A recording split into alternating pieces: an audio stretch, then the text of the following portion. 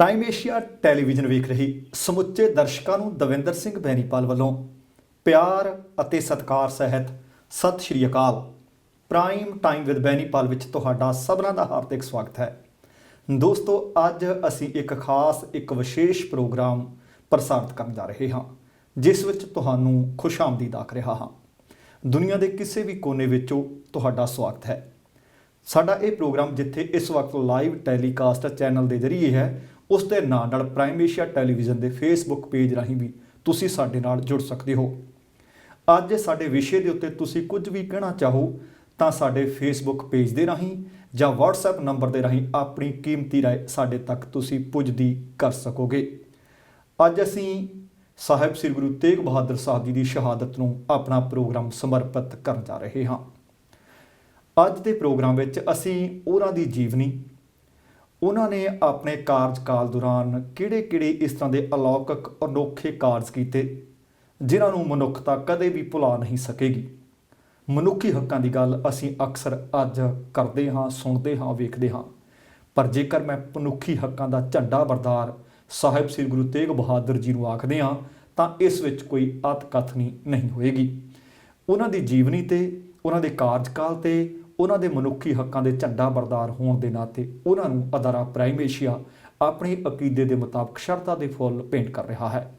ਆਓ ਅੱਜ ਦੇ ਮਹਿਮਾਨ ਨੂੰ ਪ੍ਰੋਗਰਾਮ ਦੌਰਾਨ ਸ਼ਾਮਲ ਕਰੀਏ, ਫਿਰ ਗੁਰੂ ਤੇਗ ਬਹਾਦਰ ਸਾਹਿਬ ਜੀ ਦੀ ਸ਼ਹਾਦਤ ਦੇ ਮੁਤਲਕ ਗੱਲਾਂ ਬਾਤਾਂ ਹੋਣਗੀਆਂ। ਸਾਡੇ ਅੱਜ ਮਹਿਮਾਨ ਰਹਿਣਗੇ ਮਲਕੀਤ ਸਿੰਘ ਸਾਰਨ। ਮਲਕੀਤ ਸਿੰਘ ਜੀ, ਆਇਆਂ। ਵਾਹਿਗੁਰੂ ਖਾਲਸਾ ਵਾਹਿਗੁਰੂ ਜੀ ਕਾ ਖਾਲਸਾ, ਵਾਹਿਗੁਰੂ ਜੀ ਕੀ ਫਤਿਹ। ਸਮੁੱਚੇ ਦਰਸ਼ਕਾਂ ਨੂੰ ਮੇਰੇ ਵੱਲੋਂ ਨਿੱਘੀ ਜੀ ਆਇਆਂ ਔਰ 9ਵੇਂ ਪਾਤਸ਼ਾਹ ਦੇ ਸ਼ਹੀਦੀ ਸਮਾਗਮ, ਸ਼ਹੀਦੀ ਪੁਰਬ ਦੀਆਂ ਜਿੰਨਾ ਸੋਗ ਪਹਿਲਾਂ ਮਨਾਉਂਦੀ ਸੀ ਸੰਗਤ, ਉਹੀ ਸੋਗ ਅੱਜ ਮਨਾ ਰਹੇ ਹੋਵੋਗੇ, ਪਰ ਉਹਦੇ ਪਿੱਛੇ ਇੱਕ ਵਜ੍ਹਾ ਵੀ ਸੀ ਜਿਹੜੀ ਬੜੀ ਸੋਲਿਡ ਸੀ। ਉਹਦੇ ਬਾਰੇ ਅਸੀਂ ਹੁਣੇ ਗੱਲਬਾਤ ਕਰਦੇ ਹਾਂ।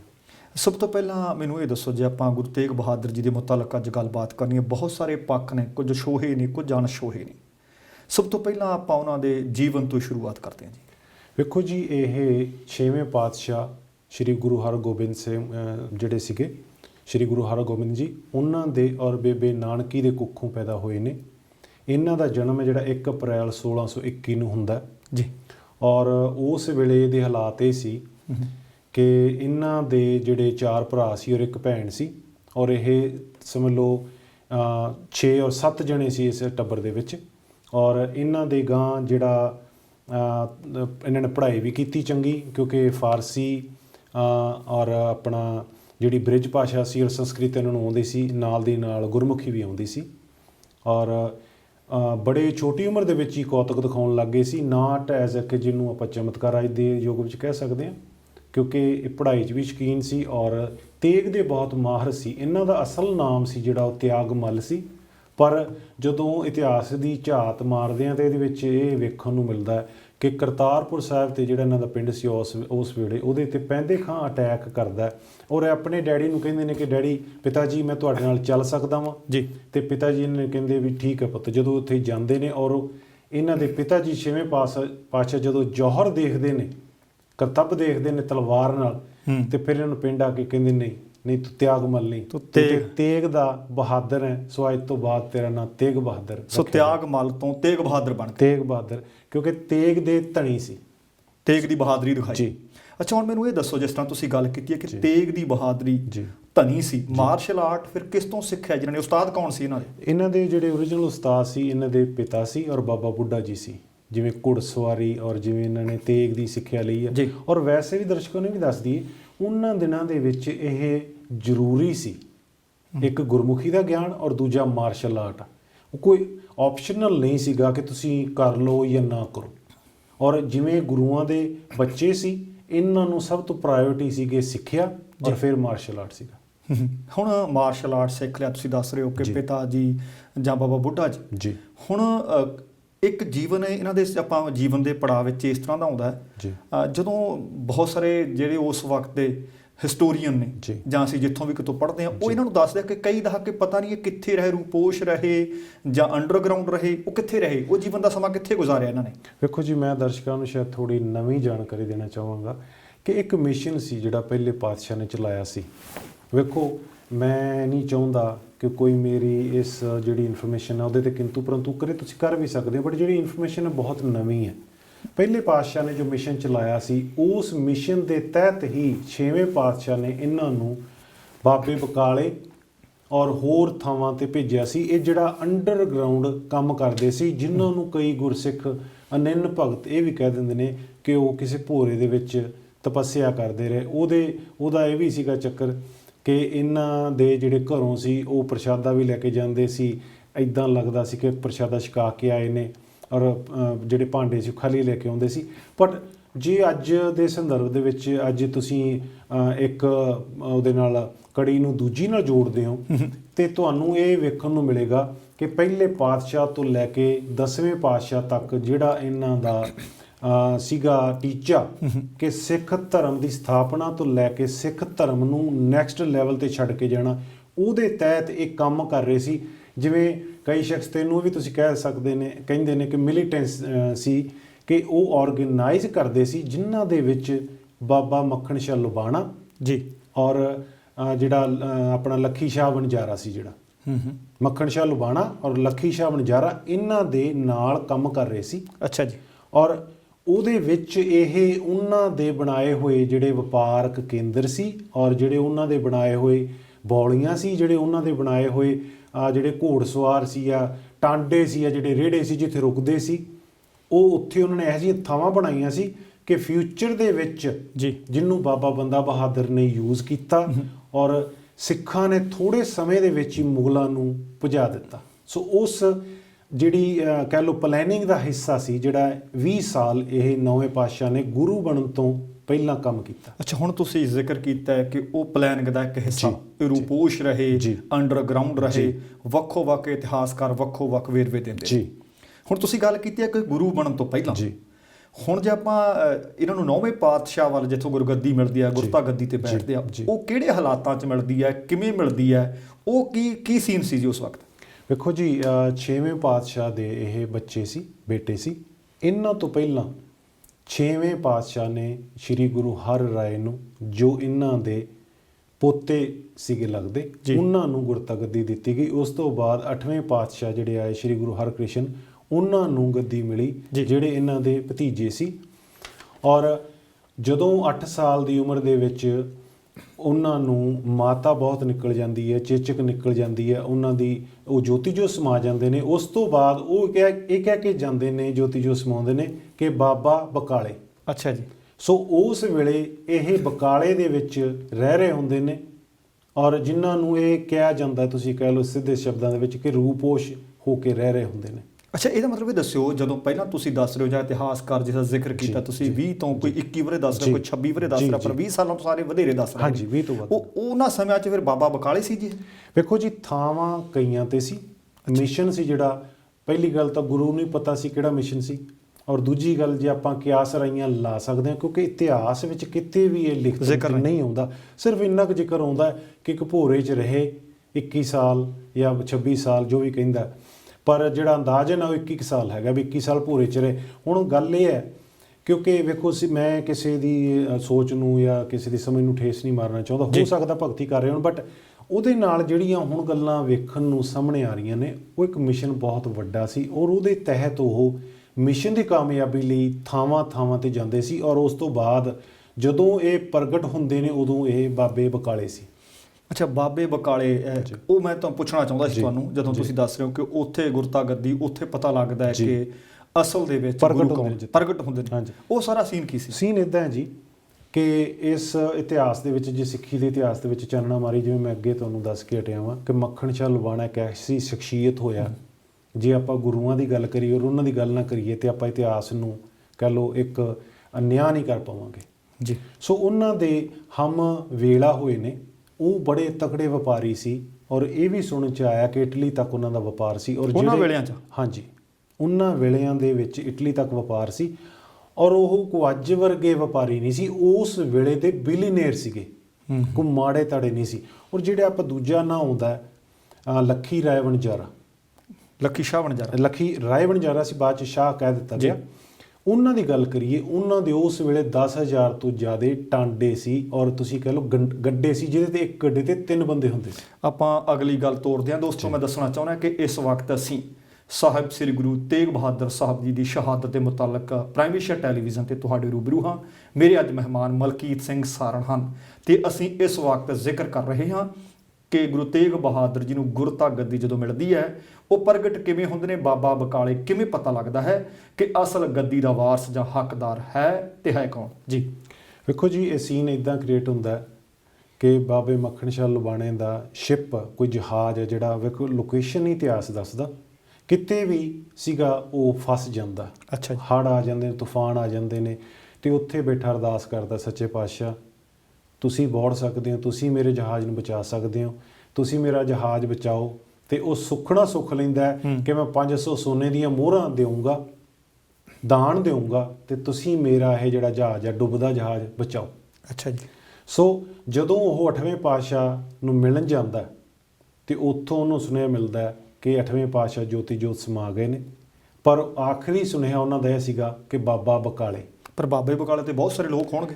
ਬਾਬੇ ਬਕਾਲੇ ਕੀ ਸੀਨ ਹੁੰਦਾ ਜੀ, ਜਿਹੜੇ ਸਾਰੇ ਸੋਢੀ ਸੀ, ਜਿਹੜੇ ਇਹਨਾਂ ਦੇ ਉਸ ਵੇਲੇ ਦੇ ਪ੍ਰਤੀਦਵੰਦੀ ਸੀ, ਜਿਹੜੇ ਇਹਨਾਂ ਤੋਂ ਕੀ ਕਹਿੰਦੇ ਨੇ, ਜੈਲਸ ਕਰਦੇ ਸੀ, ਸੜਦੇ ਸੀ, ਈਰਖਾ ਰੱਖਦੇ ਸੀ, ਉਹ ਸਾਰੇ ਜਾ ਕੇ ਬਾਬੇ ਬਕਾਲੇ ਬੈਠ ਜਾਂਦੇ ਨੇ। ਅੱਛਾ। ਤੇ ਜਦੋਂ ਬਾਬਾ ਮੱਖਣ ਸ਼ਾਹ ਲੁਬਾਣਾ ਆਉਂਦਾ, ਕਿਉਂਕਿ ਅਨੰਨ ਸਿੱਖ ਸੀ, ਉਹ ਵੀ ਟੈਸਟ ਲੈਂਦਾ ਹਰ ਥਾਂ ਤੇ ਜਾ ਕੇ। ਉਹ ਮੰਜੀਆਂ ਲਾ ਕੇ ਬੈਠ ਜਾਂਦੇ ਨੇ, ਗੁਰਦੁਆਰੇ ਬਣਾ ਕੇ ਬੈਠ ਜਾਂਦੇ ਨੇ, ਹੱਟੀਆਂ ਬਣਾ ਕੇ ਬੈਠ ਜਾਂਦੇ ਨੇ। ਅੱਜ ਦੀ ਚੀਜ਼ ਸਿੰਪਲ ਲੈਂਗੁਏਜ ਕਹੀਏ, ਹੱਟੀਆਂ ਬਣਾ ਕੇ ਬੈਠ ਜਾਂਦੇ ਨੇ। ਬਾਬਾ ਮੱਖਣ ਸ਼ਾਹ ਲੁਬਾਣਾ ਜਾਂਦਾ, 2 ਮੋਹਰਾਂ ਮੱਥਾ ਟੇਕ ਕੇ ਤੁਰ ਪੈਂਦਾ। ਅੱਛਾ ਜੀ। ਗਾਂਹ ਚਲਾ ਜਾਂਦਾ ਦੂਜੇ ਕੋਲ, ਦੂਜੇ ਤੋਂ ਤੀਜੇ ਚਲਾ ਜਾਂਦਾ, ਤੀਜੇ ਚੌਥੇ ਚਲਾ ਜਾਂਦਾ। ਮਨ ਦੇ ਵਿੱਚ ਉਹਦੇ ਆਉਂਦਾ ਕਿ ਨਹੀਂ, ਗੱਲ ਨਹੀਂ ਬਣੀ। ਜਦੋਂ ਉਸ ਸ਼ਹਿਰ 'ਚੋਂ ਮੁੜਨ ਲੱਗਦਾ, ਇੱਕ ਬੱਚਾ ਕਹਿੰਦਾ ਬਾਬਾ ਜੀ ਇੱਕ ਹੋਰ ਵੀ ਆਏ ਨੇ। ਅੱਛਾ ਜੀ। ਔਰ ਉਹ ਬੜੇ ਧਰਮੀ ਬੰਦੇ ਨੇ, ਭਗਤੀ ਕਰਦੇ ਨੇ, ਤੁਸੀਂ ਉਹਨਾਂ ਨੂੰ ਜ਼ਰੂਰ ਮਿਲੋ। ਤੇ ਜਦੋਂ 9ਵੇਂ ਪਾਤਸ਼ਾਹ ਕੋਲੇ ਜਾਂਦਾ, ਜਾ ਕੇ ਐਜ਼ ਯੂਜੂਅਲ ਜਿਵੇਂ ਦੂਜਿਆਂ ਅੱਗੇ 2 ਸੋਨੇ ਦੀਆਂ ਮੋਹਰਾਂ ਨਾਲ ਮੱਥਾ ਟੇਕਦਾ, ਤੇ ਮੱਥਾ ਟੇਕਣ 2 ਮੋਹਰਾਂ ਦੇਣ ਤੋਂ ਬਾਅਦ ਉੱਠਦਾ ਤੇ ਤੁਰਨ ਲੱਗਦਾ, ਤੇ ਬਾਬਾ ਜੀ 9ਵੇਂ ਪਾਤਸ਼ਾਹ ਪਿੱਛੋਂ ਆਵਾਜ਼ ਮਾਰਦੇ ਨੇ, ਮੱਖਣ ਸ਼ਾਹ ਲੁਬਾਣੇ ਤੂੰ ਤੇ ਵਾਅਦਾ ਕੀਤਾ ਸੀ 500 ਮੋਹਰਾਂ ਦਾ। ਅੱਛਾ ਜੀ। ਤੇ ਤੂੰ 2 ਰੱਖ ਕੇ ਉੱਠ ਚੱਲਿਆ। ਉਹ ਪੈਰੀਂ ਪੈ ਜਾਂਦਾ ਔਰ ਹੁੱਕਾ ਮਾਰਦਾ, ਔਰ ਇਲਾਕੇ ਦੇ ਵਿੱਚ ਉਹ ਰੌਲਾ ਪਾਉਂਦਾ, ਕਹਿੰਦਾ ਗੁਰੂ ਲੱਭ ਉਰੇ, ਗੁਰੂ ਲੱਭ ਗਿਆ। ਸੋ ਉਦੋਂ 9ਵੇਂ ਪਾਤਸ਼ਾਹ ਪ੍ਰਗਟ ਹੁੰਦੇ ਨੇ, ਔਰ ਜਿਹੜੇ ਸੋਢੀ ਹੱਟੀਆਂ ਪਾ ਕੇ ਬੈਠੇ ਸੀ ਉਹ ਉਸੇ ਵੇਲੇ ਹੱਟੀਆਂ ਬੰਦ ਕਰਕੇ ਭੱਜ ਜਾਂਦੇ ਨੇ ਬਾਬੇ ਬਕਾਲੇ 'ਚ। ਤੁਹਾਨੂੰ ਪਤਾ ਹੈ ਕਿ ਹੁਣ ਦੁਕਾਨਦਾਰੀ ਨਹੀਂ ਕਿਉਂਕਿ ਉਹਨਾਂ ਦਾ ਬਿਜ਼ਨਸ ਬੰਦ ਹੋ ਜਾਂਦਾ। ਅੱਛਾ, ਹੁਣ ਗੁਰੂ ਤੇਗ ਬਹਾਦਰ ਸਾਹਿਬ ਪ੍ਰਗਟ ਹੋ ਜਾਂਦੇ ਨੇ, 9ਵੇਂ ਗੁਰੂ ਦਾ ਪਤਾ ਲੱਗ ਜਾਂਦਾ ਹੈ। ਮੱਖਣ ਸ਼ਾਹ ਲੁਬਾਣਾ ਦੱਸ ਰਹੇ ਨੇ ਕਿ ਗੁਰੂ ਲਾਹ ਦੋਰੇ, ਗੁਰੂ ਲਾਹ ਦੋਰੇ। ਉਹ ਕੋਠੇ ਚੜ੍ਹ ਕੇ, ਉੱਚੀ ਥਾਂ ਤੇ ਚੜ੍ਹ ਕੇ ਦੁਹਾਈ ਪਾ ਰਹੇ ਨੇ, ਰੌਲਾ ਪਾ ਰਹੇ ਨੇ, ਦੁਨੀਆ ਨੂੰ ਦੱਸ ਰਹੇ ਨੇ। ਹੁਣ ਉਹਨਾਂ ਦਿਨਾਂ ਦੇ ਵਿੱਚ ਜਦੋਂ 20-21 ਵਰੇ ਉਹ ਰੂਪੋਸ਼ ਰਹੇ ਨੇ, ਤੁਸੀਂ ਦੱਸ ਰਹੇ ਹੋ ਕੋਈ ਮਿਸ਼ਨ ਹੈ, ਉਹਨਾਂ ਦਿਨਾਂ 'ਚ ਕਿਉਂਕਿ ਸਾਰੇ ਗੁਰੂ ਲਗਭਗ ਗੁਰਬਾਣੀ ਰਚਦੇ ਰਹੇ ਨੇ। ਧੁਰ ਦਰਗਾਹੋਂ ਗੁਰਬਾਣੀ ਜਿਹੜੀ ਆਈ ਹੈ ਉਹ ਵੱਖੋ-ਵੱਖ ਗੁਰੂਆਂ ਨੇ ਰਚੀ ਹੈ। ਇਹਨਾਂ ਨੇ ਵੀ ਉਹਨਾਂ ਸਮਿਆਂ ਦੇ ਦੌਰਾਨ ਗੁਰਬਾਣੀ ਰਚੀ ਹੋਏਗੀ? ਨਹੀਂ ਜੀ, ਵੇਖੋ ਗੁਰਬਾਣੀ ਹੈ ਜਿਹੜੀ, ਉਹ ਜੋਤ ਸੀ ਜਿਹੜੀ ਟਰਾਂਸਫਰ ਹੁੰਦੀ ਸੀ ਪਹਿਲੇ ਪਾਤਸ਼ਾਹ ਤੋਂ ਲੈ ਕੇ 10ਵੇਂ ਪਾਤਸ਼ਾਹ ਤੱਕ। ਜਿਹੜੀ ਇਹਨਾਂ ਨੇ ਬਾਣੀ ਰਚੀ ਹੈ ਜਦੋਂ ਗੁਰਤਾ ਗੱਦੀ ਮਿਲੀ ਉਸ ਤੋਂ ਬਾਅਦ। ਅੱਛਾ ਜੀ। ਇਹਨਾਂ ਦੇ ਗੁਰੂ ਗ੍ਰੰਥ ਸਾਹਿਬ ਦੇ ਵਿੱਚ, ਜੇ ਮੈਂ ਗਲਤ ਨਾ ਹੋਵਾਂ, ਤਾਂ 116 ਸ਼ਬਦ ਨੇ।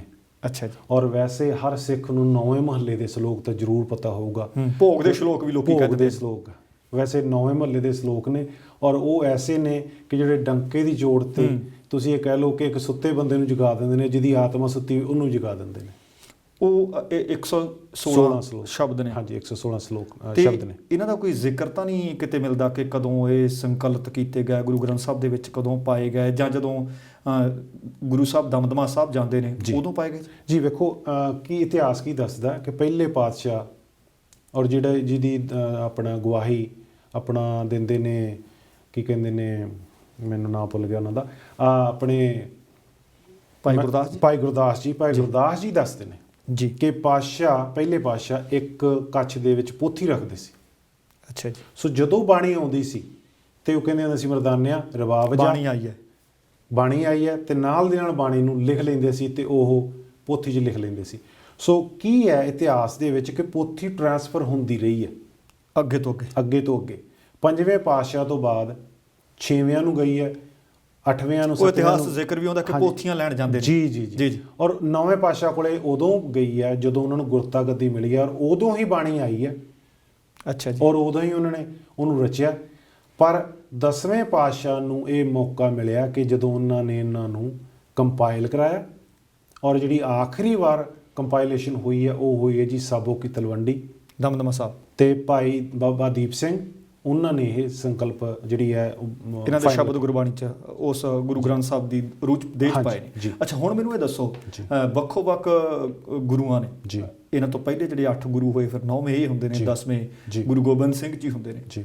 ਸਮੇਂ-ਸਮੇਂ ਤੇ ਬਹੁਤ ਮਾਰਕੇ ਦੇ ਕੰਮ ਕਰਦੇ ਰਹੇ ਨੇ। ਆਪਣੇ ਕਾਰਜਕਾਲ ਦੇ ਵਿੱਚ ਬਹੁਤ ਗਿਣਤੀ ਦੇ ਕਮਾਲ ਦੇ ਕੰਮ ਹੋਏ ਨੇ। ਸ਼ਾਇਦ ਇਤਿਹਾਸ ਦੇ ਵਿੱਚ ਉਹਨਾਂ ਦਾ ਕਿਤੇ ਇਸ ਤਰ੍ਹਾਂ ਦਾ ਜ਼ਿਕਰ ਨਹੀਂ ਹੈ, ਉਹਨਾਂ ਦੀ ਹੋਰ ਮਿਸਾਲ ਨਹੀਂ ਕਿਤੇ ਮਿਲਦੀ। ਇਹਨਾਂ ਦੇ ਉਹ ਕਿਹੜੇ ਕੰਮ ਨੇ ਜਿਨ੍ਹਾਂ ਕਰਕੇ ਉਸ ਵਕਤ ਜਾਂ ਅੱਜ ਵੀ ਲੋਕੀ ਕਹਿੰਦੇ ਨੇ ਕਿ ਗੁਰੂ ਤੇਗ ਬਹਾਦਰ ਸਮੇਂ ਦੇ ਵਿੱਚ ਮਾਰਕੇ ਦੇ ਕੰਮ ਹੋਏ? ਜੀ ਵੇਖੋ, ਸਭ ਤੋਂ ਪਹਿਲਾਂ ਤਾਂ ਇਹ ਹੈ ਕਿ ਮੈਨੂੰ ਨਾਮ ਭੁੱਲ ਗਿਆ, ਅਸਾਮ ਦੇ ਵਿੱਚ ਅੱਛਾ ਜੀ ਰਾਜਾ ਸੀਗਾ ਕੋਈ ਹਿੰਦੂ, ਮੈਨੂੰ ਖਿਆਲ ਸ਼ਾਇਦ ਰਾਮ ਸਿੰਘ ਸੀ। ਉਹਨੂੰ ਔਰੰਗਜ਼ੇਬ ਨੂੰ, ਉਹ ਔਰੰਗਜ਼ੇਬ ਦੀ ਈਣਤਾ ਦੇ ਥੱਲੇ ਸੀ ਔਰ ਈਵਨ ਉਹਦੇ ਲਈ ਲੜਦਾ ਸੀ। ਅੱਛਾ ਜੀ। ਔਰੰਗਜ਼ੇਬ ਨੂੰ ਸ਼ੱਕ ਹੁੰਦਾ ਹੈ ਕਿ ਇਹ ਮੇਰੇ ਲਈ ਨਹੀਂ, ਇਹ ਕਿਸੇ ਹੋਰ ਮਕਸਦ ਲਈ ਲੜ ਰਿਹਾ। ਉਹਨੇ ਇੱਕ ਹੋਰ ਰਾਜੇ ਨੂੰ ਭੇਜਿਆ ਅਟੈਕ ਕਰਨ, ਕਹਿੰਦਾ ਉਹਦੇ ਤੇ ਜਾ ਕੇ ਜਿੱਤ ਕਰਕੇ ਆ।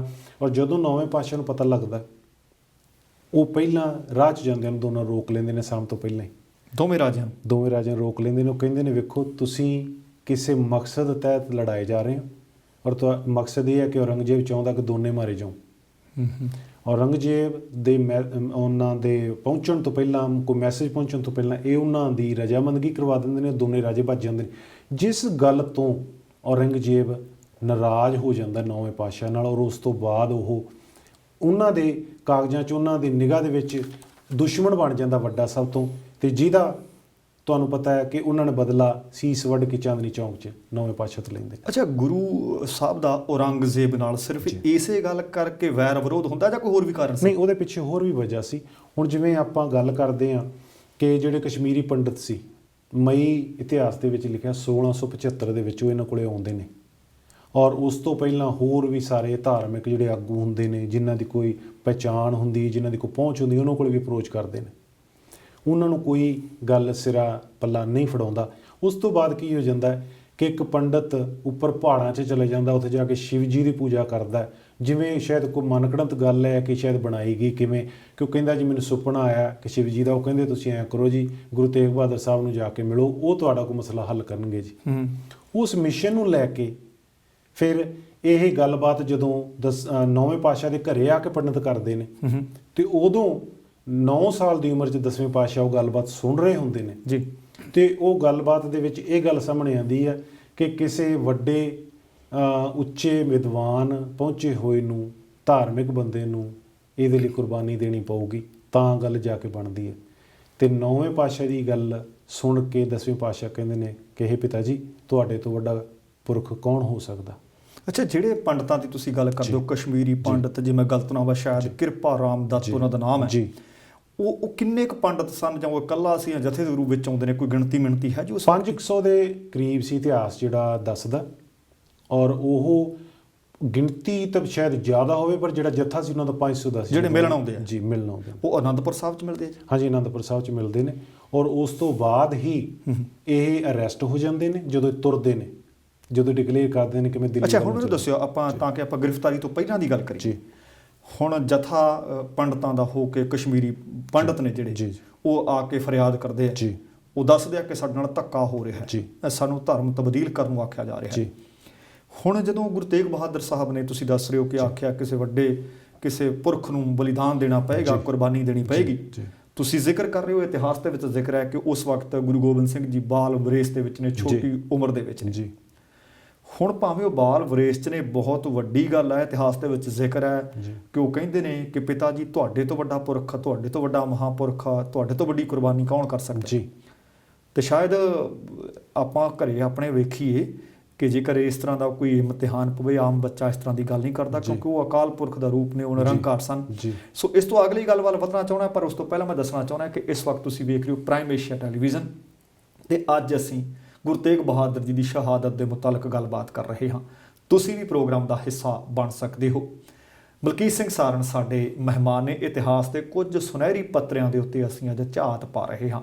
ਦੁਨੀਆ ਦੇ ਹਰ ਕੋਨੇ ਦੇ ਵਿੱਚ ਅੱਜ ਜੇ ਗੱਲ ਹੋ ਰਹੀ ਹੈ ਕਿ ਮਨੁੱਖੀ ਹੱਕਾਂ ਦੇ ਝੰਡਾ ਬਰਦਾਰ ਸਨ ਸਾਹਿਬ ਸ੍ਰੀ ਗੁਰੂ ਤੇਗ ਬਹਾਦਰ ਸਾਹਿਬ, ਤੇ ਹੁਣ ਅਸੀਂ ਲਗਭਗ ਉਸ ਪੜਾਅ ਤੇ ਆ ਪਹੁੰਚੇ ਹਾਂ ਜਿੱਥੋਂ ਮਨੁੱਖੀ ਹੱਕਾਂ ਦੇ ਝੰਡਾ ਬਰਦਾਰ ਹੋਣ ਦੀ ਹਾਮੀ ਇਤਿਹਾਸ ਭਰਦਾ ਹੈ। ਆਪਣੇ ਵਾਸਤੇ ਜਾਂ ਆਪਣਿਆਂ ਦੇ ਵਾਸਤੇ ਲੋਕ ਕੁਰਬਾਨੀਆਂ ਕਰਦੇ ਰਹੇ ਨੇ, ਸ਼ਾਇਦ ਇਤਿਹਾਸ ਵਿੱਚ ਇਹਨਾਂ ਗੱਲਾਂ ਦਾ ਜ਼ਿਕਰ ਹੋਵੇ, ਪਰ ਕਿਸੇ ਦੂਸਰੇ ਦੇ ਵਾਸਤੇ ਜਾਂ ਕੋਈ ਫਰਿਆਦੀ ਆਇਆ ਹੋਵੇ, ਸੀਸ ਆਪ ਕਟਵਾ ਲਿਆ ਹੋਵੇ, ਸੀਸ ਆਪ ਵਾਰ ਦਿੱਤਾ ਹੋਵੇ, ਇਤਿਹਾਸ ਦੇ ਵਿੱਚ ਮੈਂ ਗਲਤ ਨਹੀਂ, ਇਸ ਗੱਲ ਦੇ ਉੱਤੇ ਮੈਂ ਹਾਮੀ ਭਰ ਸਕਦਾ ਕਿ ਗੁਰੂ ਤੇਗ ਬਹਾਦਰ ਜੀ ਤੋਂ ਇਲਾਵਾ ਹੋਰ ਕੋਈ ਸ਼ਾਇਦ ਇਸ ਤਰ੍ਹਾਂ ਦੀ ਉਦਾਹਰਨ ਤੁਹਾਨੂੰ ਵਰਕੇ ਫਰੋਲ ਕੇ ਵੇਖੋ ਇਤਿਹਾਸ ਤੇ ਨਹੀਂ ਮਿਲੇਗੀ। ਹੁਣ ਆਪਾਂ ਇਸ ਪੜ੍ਹਾਤੇ ਹਾਂ ਕਿ ਉਹ ਕਹਿੰਦੇ ਨੇ ਕਿ ਕੁਰਬਾਨੀ ਦੇਣੀ ਪਏਗੀ ਜੀ। ਉਸ ਕੁਰਬਾਨੀ ਦੇਣ ਦੇ ਪੁੱਤਰ ਤੇ ਬਾਪ ਦੇ ਵਿਚਕਾਰ ਗੁਰੂ ਤੇਗ ਬਹਾਦਰ ਜੀ ਤੇ ਗੋਬਿੰਦ ਰਾਏ ਬਾਲ ਸਨ ਜੀ। ਉਸ ਵੇਲੇ ਕੋਈ ਕੀਮਤੀ ਗੱਲਾਂ ਹੋਰ ਵੀ ਹੋਈਆਂ ਹੋਣਗੀਆਂ ਜੀ। ਵੇਖੋ ਜੀ, ਸਭ ਤੋਂ ਪਹਿਲਾਂ ਇਹ ਸੀਗਾ ਕਿ ਗੁਰੂ ਕਿਸ ਗੱਲੋਂ ਸੀ, ਜੇ ਆਪਾਂ ਕਹਿ ਲਈਏ ਕਿ ਉਹ ਪਰਫੈਕਸ਼ਨਿਸਟ ਸੀਗੇ ਜੀ। ਕੋਈ ਕੱਚੀ ਗੱਲ, ਕੋਈ ਇਦਾਂ ਦਾ ਉਹਨਾਂ ਨੇ ਮਿਸ਼ਨ ਦੇ ਵਿੱਚ ਕਿਤੇ ਵੀ ਜ਼ਿਕਰ ਨਹੀਂ ਆਉਂਦਾ ਕਿ ਜਿੱਥੇ ਉਹਨਾਂ ਨੇ ਕੋਈ ਕੱਚਪਣਾ ਦਿਖਾਇਆ ਹੋਵੇ ਜੀ। ਇਹ ਜਦੋਂ ਉਹਨਾਂ ਨੂੰ ਪਤਾ ਸੀਗਾ ਕਿ ਮੈਂ ਹੁਣ ਦਿੱਲੀ ਚੱਲਿਆ, ਮੈਂ ਮੁੜ ਕੇ ਨਹੀਂ ਆਉਣਾ, ਉਹਨਾਂ ਨੇ 10ਵੇਂ ਪਾਤਸ਼ਾਹ ਨੂੰ ਤਿਲਕ ਲਾਇਆ, ਗੁਰੂ ਥਾਪਿਆ। ਅੱਛਾ, ਗੁਰਗੱਦੀ ਦੇ ਦਿੱਤੀ ਹੈ ਜੀ। ਅੱਛਾ ਜੀ। ਇਹ ਮਈ ਦੇ ਵਿੱਚ 1975 ਦੇ ਵਿੱਚ ਗੁਰਤਾ ਗੱਦੀ 10ਵੇਂ ਪਾਤਸ਼ਾਹ ਨੂੰ ਦੇ ਦਿੱਤੀ ਗਈ, ਦਿੱਲੀ ਜਾਣ ਤੋਂ ਪਹਿਲਾਂ। ਉਸ ਤੋਂ ਬਾਅਦ ਉਹ ਕੀ ਕਰਦੇ ਨੇ, ਉਹ ਰੋਪੜ ਦੇ ਵਿੱਚ ਉਹਨਾਂ ਦੇ ਨਾਲ ਹੋਰ ਬੰਦੇ ਅਰੈਸਟ ਹੁੰਦੇ ਨੇ। ਅੱਛਾ ਜੀ। ਅਨੰਦਪੁਰ ਸਾਹਿਬ ਤੋਂ ਬਹੁਤ ਹੀ ਦੂਰ ਨਹੀਂ ਆਉਣ ਦਿੰਦੇ। ਹਾਂਜੀ, ਬਿਲਕੁਲ ਥਾਣਾ ਉਹੀ ਸੀ ਰੋਪੜ।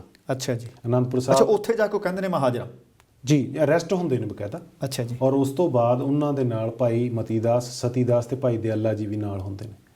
ਉਸ ਤੋਂ ਬਾਅਦ ਇਹ ਸਰਹੰਦ ਲਿਆਂਦਾ ਜਾਂਦਾ ਇਹਨਾਂ ਨੂੰ। ਸਰਹੰਦ ਤੋਂ ਫਿਰ ਇਹ ਹੌਲੀ ਹੌਲੀ ਹੁੰਦੇ ਹੋਏ ਜਿਹੜਾ ਰੂਟ ਹੈ ਧਮਤਾਨ ਸਾਹਿਬ ਹੈ ਜਿਹੜਾ ਹਰਿਆਣੇ 'ਚ ਪੈਂਦਾ, ਫਿਰ ਆਗਰੇ ਗਏ ਨੇ। ਇਹ ਪਟਿਆਲੇ ਵੀ ਆਏ ਜੀ, ਦੁਖਨਿਵਾਰਨ ਸਾਹਿਬ? ਹਾਂਜੀ, ਪਟਿਆਲੇ ਵੀ ਆਏ ਨੇ। ਕਿਉਂਕਿ ਇਹ ਵੈਸੇ 2 ਵਾਰੀ ਇਹ ਰੂਟ ਹੈਗਾ ਜਿਹੜਾ ਇਹ ਗਏ ਨੇ, ਜਿਹਦੇ ਵਿੱਚ ਦੁਖਨਿਵਾਰਨ ਸਾਹਿਬ ਪਟਿਆਲਾ, ਧਮਤਾਨ ਸਾਹਿਬ ਵੀ ਤਕਰੀਬਨ 2 ਵਾਰੀ ਆਉਂਦੇ ਆ ਔਰ 1 ਵਾਰੀ ਵਾਪਸ ਚਲੇ ਜਾਂਦੇ। ਅੱਛਾ, ਇਹ 1 ਵਾਰੀ ਜਦੋਂ ਜਾਂਦੇ ਆ, ਹੁਣ ਜਦੋਂ ਤੁਸੀਂ ਦੱਸੋ ਗ੍ਰਿਫਤਾਰੀ ਹੁੰਦੀ ਹੈ, ਉਸੇ ਵਾਰ ਸ਼ਹਾਦਤ ਨਹੀਂ ਹੁੰਦੀ? ਨਹੀਂ ਜੀ, ਉਹ ਪਹਿਲਾਂ ਵੀ ਗਏ ਹੋਏ ਨੇ ਧਮਤਾਨ ਸਾਹਿਬ ਤੇ ਦੁਖਨਿਵਾਰਨ ਸਾਹਿਬ, ਤੇ ਜਦੋਂ ਜਾਂਦੇ ਨੇ ਇਹਨਾਂ ਦਾ ਇਤਿਹਾਸ ਵਿੱਚ ਕਿਤੇ ਜ਼ਿਕਰ ਆਉਂਦਾ ਹੈ ਕਿ ਅਰੈਸਟ ਇਹ ਰੋਪੜ ਜਾਂ ਸਰਹੰਦ ਹੁੰਦੇ ਨੇ। ਇੱਕ ਜ਼ਿਕਰ ਇਹ ਆਉਂਦਾ ਹੈ ਕਿ ਆਗਰੇ ਆਤਮ ਸਮਰਪਣ ਕਰਦੇ ਨੇ ਉਹ ਬੰਦੇ ਨੂੰ, ਉਸ ਬੰਦੇ ਦੇ ਥਰੂ ਅਰੈਸਟ ਹੁੰਦੇ ਨੇ ਜਿਹੜਾ ਇਨਾਮ ਲੈਂਦਾ। ਅੱਛਾ ਜੀ। ਸੋ ਉਹ ਵੀ 9ਵੇਂ ਪਾਤਸ਼ਾਹ ਦਾ ਕੋਈ ਭਗਤ ਸੀ, ਇਹਨਾਂ ਨੂੰ ਕਹਿੰਦੇ ਨੇ ਕਿ ਆ ਜਾ ਭਾਈ ਤੂੰ ਇਨਾਮ ਲੈ ਲੈ ਤੇ ਸਾਨੂੰ ਫੜਾ ਦੇ। ਉਹ ਆਗਰੇ ਦੀ ਅਰੈਸਟ ਹੈ। ਅੱਛਾ ਜੀ। ਸੋ ਹੁਣ ਗੱਲ ਇਹ ਹੈ ਕਿ ਜੇ ਆਪਾਂ 2-3 ਗੱਲਾਂ ਨਾਲ ਦੀ ਨਾਲ ਕਰਦੇ ਹਾਂ, ਕਿਉਂਕਿ ਮੈਂ ਨਹੀਂ ਚਾਹੁੰਦਾ ਕਿ ਕੋਈ ਬੰਦਾ ਮੈਨੂੰ ਕਹੇ ਕਿ ਮਲਕੀਤ ਸਿੰਘ ਜੀ ਤੁਸੀਂ ਗਲਤ, ਕਿਉਂਕਿ ਮੈਂ ਵੀ, ਮੇਰੀ ਇੰਨੀ ਉਮਰ ਨਹੀਂ ਕਿ ਮੈਂ ਕਹਿ ਦਿਆਂ ਕਿ ਮੈਂ ਉੱਥੇ ਸੀਗਾ। ਹੈ ਇਤਿਹਾਸ ਦੇ ਵਿੱਚ ਇਤਿਹਾਸਕਾਰਾਂ ਜੋ ਦਰਜ ਕੀਤਾ, ਅਸੀਂ ਇਹ ਸੋਚਦੇ ਹਾਂ ਕਿ ਜਿਹੜਾ ਜਾਇਜ਼ ਜਿਹਾ ਲੱਗੇ, ਜਿਹੜਾ ਜਿੱਥੇ ਲੌਜਿਕ ਲੱਗੇ, ਅਸੀਂ ਉਹ ਤੁਹਾਨੂੰ ਦਰਸ਼ਕਾਂ ਨੂੰ ਦੱਸ। ਮਲਕੀਤ ਸਿੰਘ ਜੀ, ਤੁਸੀਂ ਬੜੀ ਵਧੀਆ ਗੱਲ ਕੀਤੀ ਹੈ। ਇੱਕ ਵਾਰੀ ਮੈਂ ਕਿਸੇ ਇਤਿਹਾਸਕਾਰ ਨਾਲ ਬੈਠਾ ਗੱਲ ਕਰ ਰਿਹਾ ਸੀ, ਉਹਨਾਂ ਨੂੰ ਮੈਂ ਕਿਹਾ ਯਾਰ ਇਤਿਹਾਸ ਦੇ ਵਿੱਚੋਂ ਭਾਵੇਂ ਸਾਡਾ ਕੋਈ ਬਹੁਤਾ ਪੁਰਾਣਾ ਇਤਿਹਾਸ ਨਹੀਂ, ਇਤਿਹਾਸ ਦੇ ਵਿੱਚੋਂ ਸੱਚ ਕਿਵੇਂ ਲੱਭਿਆ ਜਾਵੇ, ਬਹੁਤ ਪਤੇ ਦੀ ਗੱਲ ਹੈ। ਸ਼ਾਇਦ ਤੁਹਾਡੇ ਵੀ ਮੇਰੇ ਵਾਂਗ ਹੋਰਨਾਂ ਦੀ ਵੀ ਇਹ ਗੱਲ ਕੰਮ ਆ ਸਕਦੀ ਹੈ। ਉਹ ਕਹਿੰਦੇ ਕਦੇ ਇੱਕ ਕਿਤਾਬ ਨੂੰ ਪੜ੍ਹ ਕੇ, ਕਿਸੇ ਇੱਕ ਇਤਿਹਾਸਕਾਰ ਨੂੰ ਪੜ੍ਹ ਕੇ ਸੱਚ ਨਹੀਂ ਲੱਭਿਆ ਜਾ ਸਕਦਾ। ਤੁਸੀਂ 5-4 ਇਤਿਹਾਸਕਾਰਾਂ ਦੀਆਂ ਕਿਤਾਬਾਂ ਪੜ੍ਹੋ ਜਿਹੜੇ ਉਸ ਵਕਤ ਦੇ ਸਨ, ਸਮਕਾਲੀ ਸਨ। ਉਹਨਾਂ ਦੇ ਵਿੱਚੋਂ ਤੁਸੀਂ ਵੇਖੋ ਕਿ ਤੁਹਾਡੇ ਮਨ ਨੂੰ ਕੀ ਲੱਗਦਾ ਕਿ ਇਹ ਹੋ ਸਕਦਾ, ਇਹ ਵਾਪਰ ਸਕਦਾ। ਕਈ ਗੱਲਾਂ ਦੇ ਵਿੱਚ ਸਾਨੂੰ ਖਿਆਲੀ ਪਲਾ ਲੱਗ ਰਹੇ ਹੁੰਦੇ ਨੇ, ਜਿਵੇਂ ਬਹੁਤ ਸਾਰੀਆਂ ਸਾਡੀਆਂ ਕਹਾਣੀਆਂ ਨੇ ਜੀ। ਉਹ ਗੁਰੂ ਨਾਨਕ ਦੇਵ ਜੀ ਘਰੋਂ ਤੁਰੇ, ਉਹ ਤਾਂ ਜੀ ਉਹਨਾਂ ਨੇ ਅੱਖਾਂ ਬੰਦ ਕਰੀਆਂ ਤੇ ਜਾ ਕੇ ਦੂਜੇ ਥਾਂ ਉਤਾਰਾ ਪਹੁੰਚ ਗਏ। ਉਹ ਸਾਨੂੰ ਇੰਝ ਆਪ ਖੁਦ ਮਹਿਸੂਸ ਹੋ ਸਕਦਾ ਕਿ ਜਿਹੜਾ ਧਰਮ ਇਹਨਾਂ ਦੀ ਪਖੰਡ ਦਾ ਹਮੇਸ਼ਾ ਵਿਰੋਧੀ ਰਿਹਾ, ਬਿਲਕੁਲ, ਉਹ ਇਸ ਤਰ੍ਹਾਂ ਦੀਆਂ ਗੱਲਾਂ ਦਾ ਕਿਵੇਂ ਆਪ ਸਹਾਰਾ ਲੈ ਸਕਦਾ, ਚਮਤਕਾਰ ਕਿਵੇਂ ਕਰ ਸਕਦਾ। ਹੁਣ ਮੈਂ ਤੁਹਾਨੂੰ ਚਮਤਕਾਰ ਦੀ ਗੱਲ ਦੱਸਦਾ। ਜਦੋਂ 9ਵੇਂ ਪਾਤਸ਼ਾਹ ਨੂੰ ਆਪਾਂ ਮੰਨ ਲਈਏ ਕਿ ਉਹ ਆਗਰੇ ਦੇ ਵਿੱਚ ਅਰੈਸਟ ਹੁੰਦੇ ਨੇ, ਔਰ ਉਸ ਤੋਂ ਬਾਅਦ ਇਤਿਹਾਸ ਇਹ ਕਹਿੰਦਾ ਹੈ ਕਿ ਉਹਨਾਂ ਨੂੰ ਔਰੰਗਜ਼ੇਬ ਉਦੋਂ ਦਿੱਲੀ ਨਹੀਂ ਸੀ, ਦਿੱਲੀ ਤੋਂ ਬਾਹਰ ਸੀ ਜੀ। ਉਹਨਾਂ ਨੂੰ ਇੱਕ ਐਸੇ ਪਿੰਜਰੇ ਦੇ ਵਿੱਚ ਪਾਇਆ ਜਾਂਦਾ ਜਿਹਦੇ ਵਿੱਚ ਨਾ ਉਹ ਖੜ ਸਕਦੇ ਨੇ ਤੇ ਨਾ ਬਹਿ ਸਕਦੇ ਨੇ। ਜਦੋਂ ਔਰੰਗਜ਼ੇਬ ਆਉਂਦਾ ਤੇ ਉਹਦਾ ਕੁਐਸਚਨ ਪਹਿਲਾਂ ਹੁੰਦਾ ਕਿ ਜਾਂ ਤਾਂ ਈਨ ਮੰਨੋ, ਅੱਛਾ ਜੀ, ਤੇ ਜਾਂ ਤੁਸੀਂ ਮੌਤ ਕਬੂਲ ਕਰੋ। ਅੱਛਾ ਜੀ। ਹੁਣ 9ਵੇਂ ਪਾਤਸ਼ਾਹ ਕਹਿੰਦੇ ਨੇ ਕਿ ਨਾ ਤਾਂ ਅਸੀਂ ਈਨ ਮੰਨਣੀ ਤੇ ਅਸੀਂ ਮਰਨ ਲਈ ਜਦੋਂ ਮਰਜ਼ੀ ਸਾਨੂੰ, ਅਸੀਂ ਤਿਆਰ ਹਾਂ ਮਰਨ ਲਈ, ਈਨ ਨਹੀਂ ਮੰਨਣੀ। ਹੁਣ ਕੀ ਸੀਗਾ ਕਿ ਸਭ ਤੋਂ ਪਹਿਲਾਂ, ਕਿਉਂਕਿ ਉਹਨਾਂ ਦੀ ਟਰਾਈ ਇਹ ਸੀ ਕਿ ਡਰਾਇਆ ਜਾਵੇ, ਵੀ ਸ਼ਾਇਦ ਇਹ ਡਰ ਜਾਣਗੇ। ਹੁਣ ਕੀ ਹੁੰਦਾ, ਪਹਿਲਾਂ ਭਾਈ ਮਤੀ ਦਾਸ ਜੀ ਨੂੰ ਜਿਹੜਾ ਉਹਨਾਂ ਨੂੰ ਸਿਰ ਤੇ ਆਰਾ ਚਲਾਇਆ ਜਾਂਦਾ। ਅੱਛਾ ਜੀ। ਫਿਰ ਉਸ ਤੋਂ ਬਾਅਦ ਸਤੀ ਦਾਸ ਨੂੰ ਰੂੰ ਦੇ ਵਿੱਚ ਪਾ ਕੇ ਸਾੜਿਆ ਜਾਂਦਾ। ਰੂੰ ਰੋਲ ਵਿੱਚ ਕਰਕੇ ਉਹਨਾਂ ਵਿੱਚ ਪਾ ਕੇ ਉਹਨੂੰ ਅੱਗ ਲਾਤੀ ਜਾਂਦੀ। ਫਿਰ ਭਾਈ ਦਿਆਲਾ ਜੀ ਨੂੰ ਤੱਤੇ ਦੇਗ ਹੁੰਦੀ ਪਾਣੀ ਦੀ ਉਬਲਦੀ, ਉਹਦੇ ਵਿੱਚ ਪਾ ਦਿੱਤਾ ਜਾਂਦਾ। ਐਨੀਵੇ ਨੌਵੇਂ ਪਾਤਸ਼ਾਹ ਰੱਬ ਨੂੰ ਹਾਜ਼ਰ ਨਾਜ਼ਰ ਜਾਣ ਕੇ ਉਹਨਾਂ ਦੇ ਅੱਖਾਂ ਦੇ ਸਾਹਮਣੇ ਹੋ ਰਿਹਾ ਸਾਰਾ, ਉਹਨਾਂ ਦੇ ਅੱਖਾਂ ਸਾਹਮਣੇ ਹੋਇਆ। ਕਿਉਂਕਿ ਔਰੰਗਜ਼ੇਬ ਦਾ ਮਕਸਦ ਕੀ ਸੀਗਾ ਉਸ ਵੇਲੇ? ਉਹ ਕਹਿੰਦਾ ਸੀਗਾ ਕਿ ਹਿੰਦੂ ਮੰਦਰ ਢਾਹ ਦਿਓ, ਸਿੱਖਾਂ ਦੇ ਗੁਰਦੁਆਰੇ ਢਾਹ ਦਿਓ, ਔਰ ਸਿਰਫ ਮੁਸਲਮਾਨ ਨਜ਼ਰ ਆਉਣੇ ਚਾਹੀਦੇ ਨੇ, ਹੋਰ ਕੋਈ ਨਹੀਂ। ਸੋ ਆਹੀ ਵਜ੍ਹਾ ਸੀ ਕਿ ਨੌਵੇਂ ਪਾਤਸ਼ਾਹ ਜਦ ਕਿ ਸਿੱਖ ਸੀ, ਪਰ ਉਹਨਾਂ ਨੇ ਕਿਹਾ ਕਿ ਨਹੀਂ, ਇਹ ਜਿਹੜਾ ਅਤਿਆਚਾਰ ਹੈ ਪੂਰੀ ਮਾਨਵਤਾ ਦੇ ਖਿਲਾਫ ਹੋ ਰਿਹਾ। ਇਕੱਲੇ ਸਿੱਖ ਜਾਂ ਹਿੰਦੂ ਜਾਂ ਮੁਸਲਮਾਨ, ਈਵਨ ਹੋ ਸਕਦਾ ਕੋਈ ਹੋਰ ਵੀ ਰਿਲੀਜਨ ਹੁੰਦਾ ਉਸ ਵੇਲੇ, ਉਹ ਵੀ ਕੋਈ ਫਰਿਆਦ ਲੈ ਕੇ ਆਉਂਦਾ ਤੇ ਸ਼ਾਇਦ ਨੌਵੇਂ ਪਾਤਸ਼ਾਹ ਸੇਮ ਉਹਦਾ ਆਂਸਰ ਮਨੁੱਖਤਾ ਦੇ ਲਈ ਸੀਸ ਦਿੱਤਾ ਜੀ। ਔਰ ਇਸੇ ਕਰਕੇ ਉਹਨਾਂ ਨੂੰ ਹਿੰਦ ਦੀ ਚਾਦਰ ਕਿਹਾ ਜਾਂਦਾ। ਗੁਰੂ ਤੇਗ ਬਹਾਦਰ ਹਿੰਦ ਦੀ ਚਾਦਰ, ਕਿ ਉਹਨਾਂ ਨੇ ਉਹਨਾਂ ਦੇ ਨੰਗੇ ਸਿਰਾਂ ਤੇ ਚਾਦਰ ਪਾਈ ਜਿਨ੍ਹਾਂ ਤੋਂ ਔਰੰਗਜ਼ੇਬ ਨੇ ਲਾਈ ਸੀ। ਅੱਛਾ, ਹੁਣ ਤੁਸੀਂ ਦੱਸ ਰਹੇ ਹੋ ਕਿ ਉਹਨਾਂ ਨੂੰ ਡਰਾਉਣ ਦੀ ਕੋਸ਼ਿਸ਼ ਹੈ। ਡਰਾਉਣ ਤੋਂ ਪਹਿਲਾਂ ਉਹ ਸੋਚ ਰਹੇ ਨੇ ਕਿ ਪੰਡਤਾਂ ਨੂੰ ਤਾਂ ਅਸੀਂ ਡਰਾ ਕੇ ਧਮਕਾ ਕੇ ਮੁਸਲਮਾਨ ਬਣਾ ਸਕਦੇ ਹਾਂ। ਹੋ ਸਕਦਾ ਮੇਰੇ ਖਿਆਲ ਦੇ ਵਿੱਚ ਤੁਸੀਂ ਜਿਵੇਂ ਗਲਤ ਹੋਇਆ ਤਾਂ ਕਰੈਕਟ ਕਰ ਸਕਦੇ ਹੋ, ਜਦੋਂ ਭਾਈ ਮਤੀ ਦਾਸ, ਭਾਈ ਸਤੀ ਦਾਸ, ਭਾਈ ਦਿਆਲਾ ਜੀ ਨੂੰ ਅਕਹਿ ਤੇ ਅਸਹਿ ਤਸੀਹੇ ਦਿੱਤੇ ਜਾ ਰਹੇ ਨੇ, ਸ਼ਾਇਦ ਉਹਦਾ ਵੀ ਕਾਰਨ ਕਿਤੇ ਇਹੀ ਤਾਂ ਨਹੀਂ ਸੀ ਕਿ ਸ਼ਾਇਦ ਚਲੋ ਗੁਰੂ ਨੂੰ ਕਹਾਂਗੇ ਤੇਰੇ ਤਾਂ ਸਿੱਖ ਡਰ ਗਏ, ਪਹਿਲਾਂ ਡਰਾ ਕੇ ਵੇਖ ਲੈਂਦੇ ਇਹਨਾਂ ਨੂੰ। ਵੇਖੋ ਜੀ, ਮੈਂ ਇਹਦੇ ਨਾਲ ਇੱਕ ਹੋਰ ਚੀਜ਼ ਐਡ ਕਰਨਾ ਚਾਹੁੰਦਾ ਵਾਂ। ਇਹ ਤਾਂ ਆਪਾਂ ਗੁਰੂਆਂ ਦੀ ਗੱਲ ਕਹਿ ਦਿੰਦੇ, ਕਈ ਵਾਰੀ ਬੰਦੇ ਕਹਿੰਦੇ ਨੇ ਕਿ ਗੁਰੂ ਦਾ ਤੇ ਆਮ ਬੰਦੇ ਦਾ ਕੀ ਮੁਕਾਬਲਾ ਜੀ। ਜੇ ਆਪਾਂ ਆਮ ਬੰਦੇ ਦੀ ਗੱਲ ਕਰੀਏ, ਬਾਬਾ ਬੰਦਾ ਸਿੰਘ ਬਹਾਦਰ, ਉਹਨਾਂ ਦੇ ਨਾਲ ਜਦੋਂ ਫੜੇ ਗਏ ਨੇ, ਕਿਸੇ ਅਕਿਰਤਕਾਂਡ ਨੇ ਮੁਖਬਰੀ ਕੀਤੀ ਹੈ ਤੇ ਉਹਨਾਂ ਨੂੰ ਫੜਿਆ ਜਾਂਦਾ, ਉਹਨਾਂ ਦੇ ਨਾਲ ਬੰਦੇ ਬਹੁਤ ਥੋੜ੍ਹੇ ਸੀ ਉਸ ਵੇਲੇ ਜੀ। ਉਹਨਾਂ ਦੇ ਨਾਲ ਰਾਜੇ ਨੂੰ ਜਦੋਂ ਪਹੁੰਚਾਉਂਦੇ ਨੇ ਫੜ ਕੇ ਬੰਦੇ, ਤੇ ਉਹਨਾਂ ਨੂੰ ਬੰਦੇ ਸਲਾਹਕਾਰ ਨੇ ਜਿਹੜੇ ਫੜਦੇ ਨੇ, ਉਹ ਕਹਿੰਦੇ ਨੇ ਯਾਰ ਇੱਦਾਂ ਤਾਂ ਬੇਇੱਜ਼ਤੀ ਹੋਊਗੀ ਵੀ ਇੰਨੇ ਕੁ ਬੰਦੇ ਫੜਾਉਣ ਦੀ, ਮੁਗਲ ਫੌਜ ਸਾਰੀ ਲਾਤੀ। ਉਹ ਕੀ ਕਹਿੰਦੇ ਨੇ, ਐਂ ਕਰੋ ਪਿੰਡਾਂ 'ਚੋਂ ਸਿੱਖ ਫੜ ਲਓ। ਇਤਿਹਾਸ 'ਚ ਇਹ ਗੱਲਾਂ ਦਰਜ ਨੇ। ਇਤਿਹਾਸ ਵਿੱਚ ਇਹ ਆਉਂਦਾ ਕਿ 750 ਬੰਦਾ ਪਲੱਸ ਫੜਿਆ ਜਾਂਦਾ ਟੋਟਲ ਬੰਦਾ ਸਿੰਘ ਬਹਾਦਰ ਜੀ ਦੇ ਨਾਲ। ਹਾਂਜੀ, ਔਰ ਇੱਕ ਵੀ ਸਿੱਖ, ਭਾਵੇਂ ਉਹ ਨਿਰਦੋਸ਼ਾ ਸੀ, ਭਾਵੇਂ ਉਹ ਬਾਬੇ ਬਹਾਦਰ ਦੇ ਨਾਲ ਲੜਦਾ ਸੀ, ਇੱਕ ਵੀ ਬੰਦੇ ਨੇ ਈਨ ਨਹੀਂ ਬਦਲੀ। ਇੱਕ ਵੀ ਬੰਦੇ ਨੇ ਈਨ ਨਹੀਂ ਬਦਲੀ। ਇਹ ਸੀ ਅਨੰਨ ਭਗਤੀ ਔਰ ਅਨੰਨ ਸ਼ਰਧਾ, ਜਿਹਨੂੰ ਸਿੱਖੀ ਕਹਿੰਦੇ ਸੀ। ਸੋ ਇਹ ਤੁਸੀਂ ਲਾ ਲਓ ਬਾਬਾ ਬੰਦਾ ਬਹਾਦਰ ਦੀ ਗੱਲ। ਹੁਣ ਜਦੋਂ ਨੌਵੇਂ ਪਾਤਸ਼ਾਹ ਦੀ ਗੱਲ ਕਰਦੇ ਹਾਂ, ਨੌਵੇਂ ਪਾਤਸ਼ਾਹ ਦੇ ਨਾਲ ਜੇ 3 ਸਿੰਘ ਸ਼ਹੀਦ ਹੋਏ ਨੇ ਤੇ ਹੱਸਦੇ ਹੱਸਦੇ ਸ਼ਹੀਦ ਹੋਏ ਨੇ। ਬਲਕੀਤ ਸਿੰਘ ਜੀ, ਇਸ ਦੇ ਨਾਲ ਆਪਾਂ ਦਰਸ਼ਕਾਂ ਦੇ ਨਾਲ ਇਹ ਵੀ ਗੱਲ ਸਾਂਝੀ ਕਰੀਏ। ਆਮ ਜ਼ਿਕਰ ਹੁੰਦਾ, ਬੀਤੇ ਦਿਨੀ ਫਿਰ ਗੁਰਧਾਮ ਦੇ ਵਿੱਚ ਇੱਕ ਲੜਾਈ ਦੀ ਵੀਡੀਓ ਵਾਇਰਲ ਹੋਈ, ਸ਼ਾਇਦ ਲਗਭਗ ਸਾਰਿਆਂ ਦੇ ਕੋਲ ਪਹੁੰਚੀ ਹੋਣੀ ਜੀ। ਗੁਰੂ ਹਾਜ਼ਰ ਨਾਜ਼ਰ ਹੈ ਜੀ।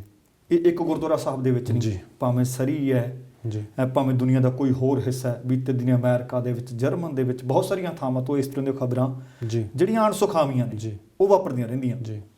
ਅਸੀਂ ਗੁਰੂ ਨੂੰ ਹਾਜ਼ਰ ਨਾਜ਼ਰ ਹੁੰਦੇ ਹੋਏ ਪਿੱਠ ਦਿਖਾਉਂਦੇ ਹਾਂ ਜੀ। ਮੈਂ ਜਿੰਨਾ ਕਿ ਇਤਿਹਾਸ ਦਾ ਵਿਦਿਆਰਥੀ ਹਾਂ, ਮੈਂ ਪੜ੍ਹ ਰਿਹਾ ਸੀ ਕਿ ਜਦੋਂ ਭਾਈ ਮਤੀ ਦਾਸ, ਭਾਈ ਸਤੀ ਦਾਸ, ਭਾਈ ਦਿਆਲਾ ਜੀ ਨੂੰ ਆਖਿਆ ਗਿਆ ਕਿ ਤੁਹਾਨੂੰ ਸ਼ਹੀਦ ਕੀਤਾ ਜਾਣਾ ਹੈ, ਆਰੇ ਨਾਲ ਚੀਰ ਕੇ, ਰੂਹ ਨਾਲ ਸਾੜ ਕੇ ਜਾਂ ਦੇਗ ਵਿੱਚ ਉਬਾਲ ਕੇ, ਕਹਿੰਦੇ ਉਹਨਾਂ ਨੇ ਇਹ ਕਿਹਾ ਸੀ ਕਿ ਕੋਈ ਸਮੱਸਿਆ ਨਹੀਂ ਇਸ ਗੱਲ ਦੀ, ਸਾਨੂੰ ਜੋ ਤੁਸੀਂ ਚਾਹੁੰਦੇ ਹੋ, ਜਿਵੇਂ ਤੁਸੀਂ ਚਾਹੁੰਦੇ ਹੋ, ਤੁਹਾਡਾ ਜੋ ਦਿਲ ਕਰਦਾ ਹੈ ਸ਼ਹੀਦ ਸਾਨੂੰ ਕਰ ਦਿਓ, ਪਰ ਸਾਡਾ ਸੀਸ ਸਾਡੇ ਗੁਰੂ ਵੱਲ ਹੋਵੇ, ਸਾਡਾ ਮੁੱਖ ਸਾਡੇ ਗੁਰੂ ਵੱਲ ਹੋਵੇ। ਅਸੀਂ ਦੇਖੋ ਉਹ ਸ਼ਹਾਦਤ ਦਾ ਜਾਮ ਪੀ ਰਹੇ ਨੇ। ਇੱਕ ਵਿਅਕਤੀ ਦੇ ਸਿਰ ਤੇ ਆਰਾ ਰੱਖਿਆ ਜਾ ਰਿਹਾ ਹੈ, ਇੱਕ ਵਿਅਕਤੀ ਨੂੰ ਰੂਹ 'ਚ ਸਾੜਿਆ ਜਾ ਰਿਹਾ ਹੈ, ਇੱਕ ਵਿਅਕਤੀ ਨੂੰ ਦੇਗ 'ਚ ਉਬਾਲਿਆ ਜਾ ਰਿਹਾ ਹੈ, ਪਰ ਉਹਨਾਂ ਦੀ ਜਿਹੜੀ ਆਖਰੀ ਇੱਛਾ ਕੀ ਹੈ ਕਿ ਸਾਡਾ ਸ਼ਹਾਦਤ ਦੇਣ ਵੇਲੇ ਵੀ ਸਾਡਾ ਜਿਹੜਾ ਮੁੱਖ ਹੈ, ਸਾਡਾ ਮੂੰਹ ਹੈ, ਉਹ ਸਿਰਫ ਤੇ ਸਿਰਫ ਸਾਡੇ ਗੁਰੂ ਵੱਲ ਹੋਵੇ। ਤੇ ਹੁਣ ਅਸੀਂ ਗੁਰੂ ਨੂੰ ਪਿੱਠ ਦਿਖਾਉਣ ਵੇਲੇ ਮੈਨੂੰ ਨਹੀਂ ਲੱਗਦਾ ਕਿ ਬਹੁਤਾ ਸਮਾਂ ਲਾਉਂਦੇ ਹਾਂ। ਅਸੀਂ ਤੇ ਸ਼ਰੇਆਮ ਗੁਰੂ ਦੀਆਂ ਝੂਠੀਆਂ ਸੌਹਾਂ ਚੁੱਕਦੇ ਹਾਂ।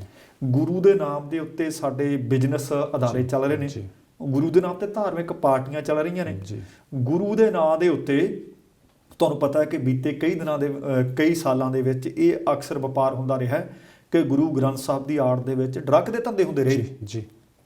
ਸੋ ਅਸੀਂ ਬਹੁਤ ਉਸ ਧਰਮ ਦੇ ਧਾਰਨੀ ਹਾਂ ਜਿਸ ਦੀਆਂ ਅਸੀਂ ਅੱਜ ਮਿਸਾਲਾਂ ਦੇ ਰਹੇ ਹਾਂ, ਜਿਸ ਦੀ ਦੁਨੀਆ ਮਿਸਾਲ ਦੇ ਰਹੀ ਹੈ। ਅੱਛਾ ਜੀ, ਫਿਰ ਕੀ ਹੁੰਦਾ? ਵੇਖੋ ਜੀ, ਮੈਂ ਤੁਹਾਨੂੰ ਇੱਕ ਥੋੜ੍ਹਾ ਜਿਹਾ ਐਗਜ਼ਾਮਪਲ ਵੀ ਦੇਣਾ ਚਾਹਾਂਗਾ। ਪਹਿਲੇ ਪਾਤਸ਼ਾਹ ਦੀ ਬਾਣੀ 'ਚੋਂ ਇੱਕ ਤੁਕ ਹੈ, ਜਿਉਂ ਤੋਂ ਪ੍ਰੇਮ ਖੇਲਣ ਕਾ ਚਾਓ। ਸਿਰ ਧਰ ਤਲੀ ਗਲੀ ਗਲੀ ਮੋੜੀ ਮੋੜੀ ਆਓ, ਇਤ ਮਾਰਗ ਪੈਰ ਤਰੀਜੈ ਸਿਰ ਦੀਜੈ ਦੀਜੈ ਕਾਣ ਨਾ ਕੀਜੈ। ਹੁਣ ਮਕਸਦ ਕੀ ਹੈ? ਉਹ ਸਿਰ ਨਹੀਂ ਜਿਹੜਾ ਆਹ ਸਿਰ ਹੈ ਕਿ ਤਲੀ ਤੇ ਰੱਖ ਕੇ ਰਹਿ ਜਾਓ।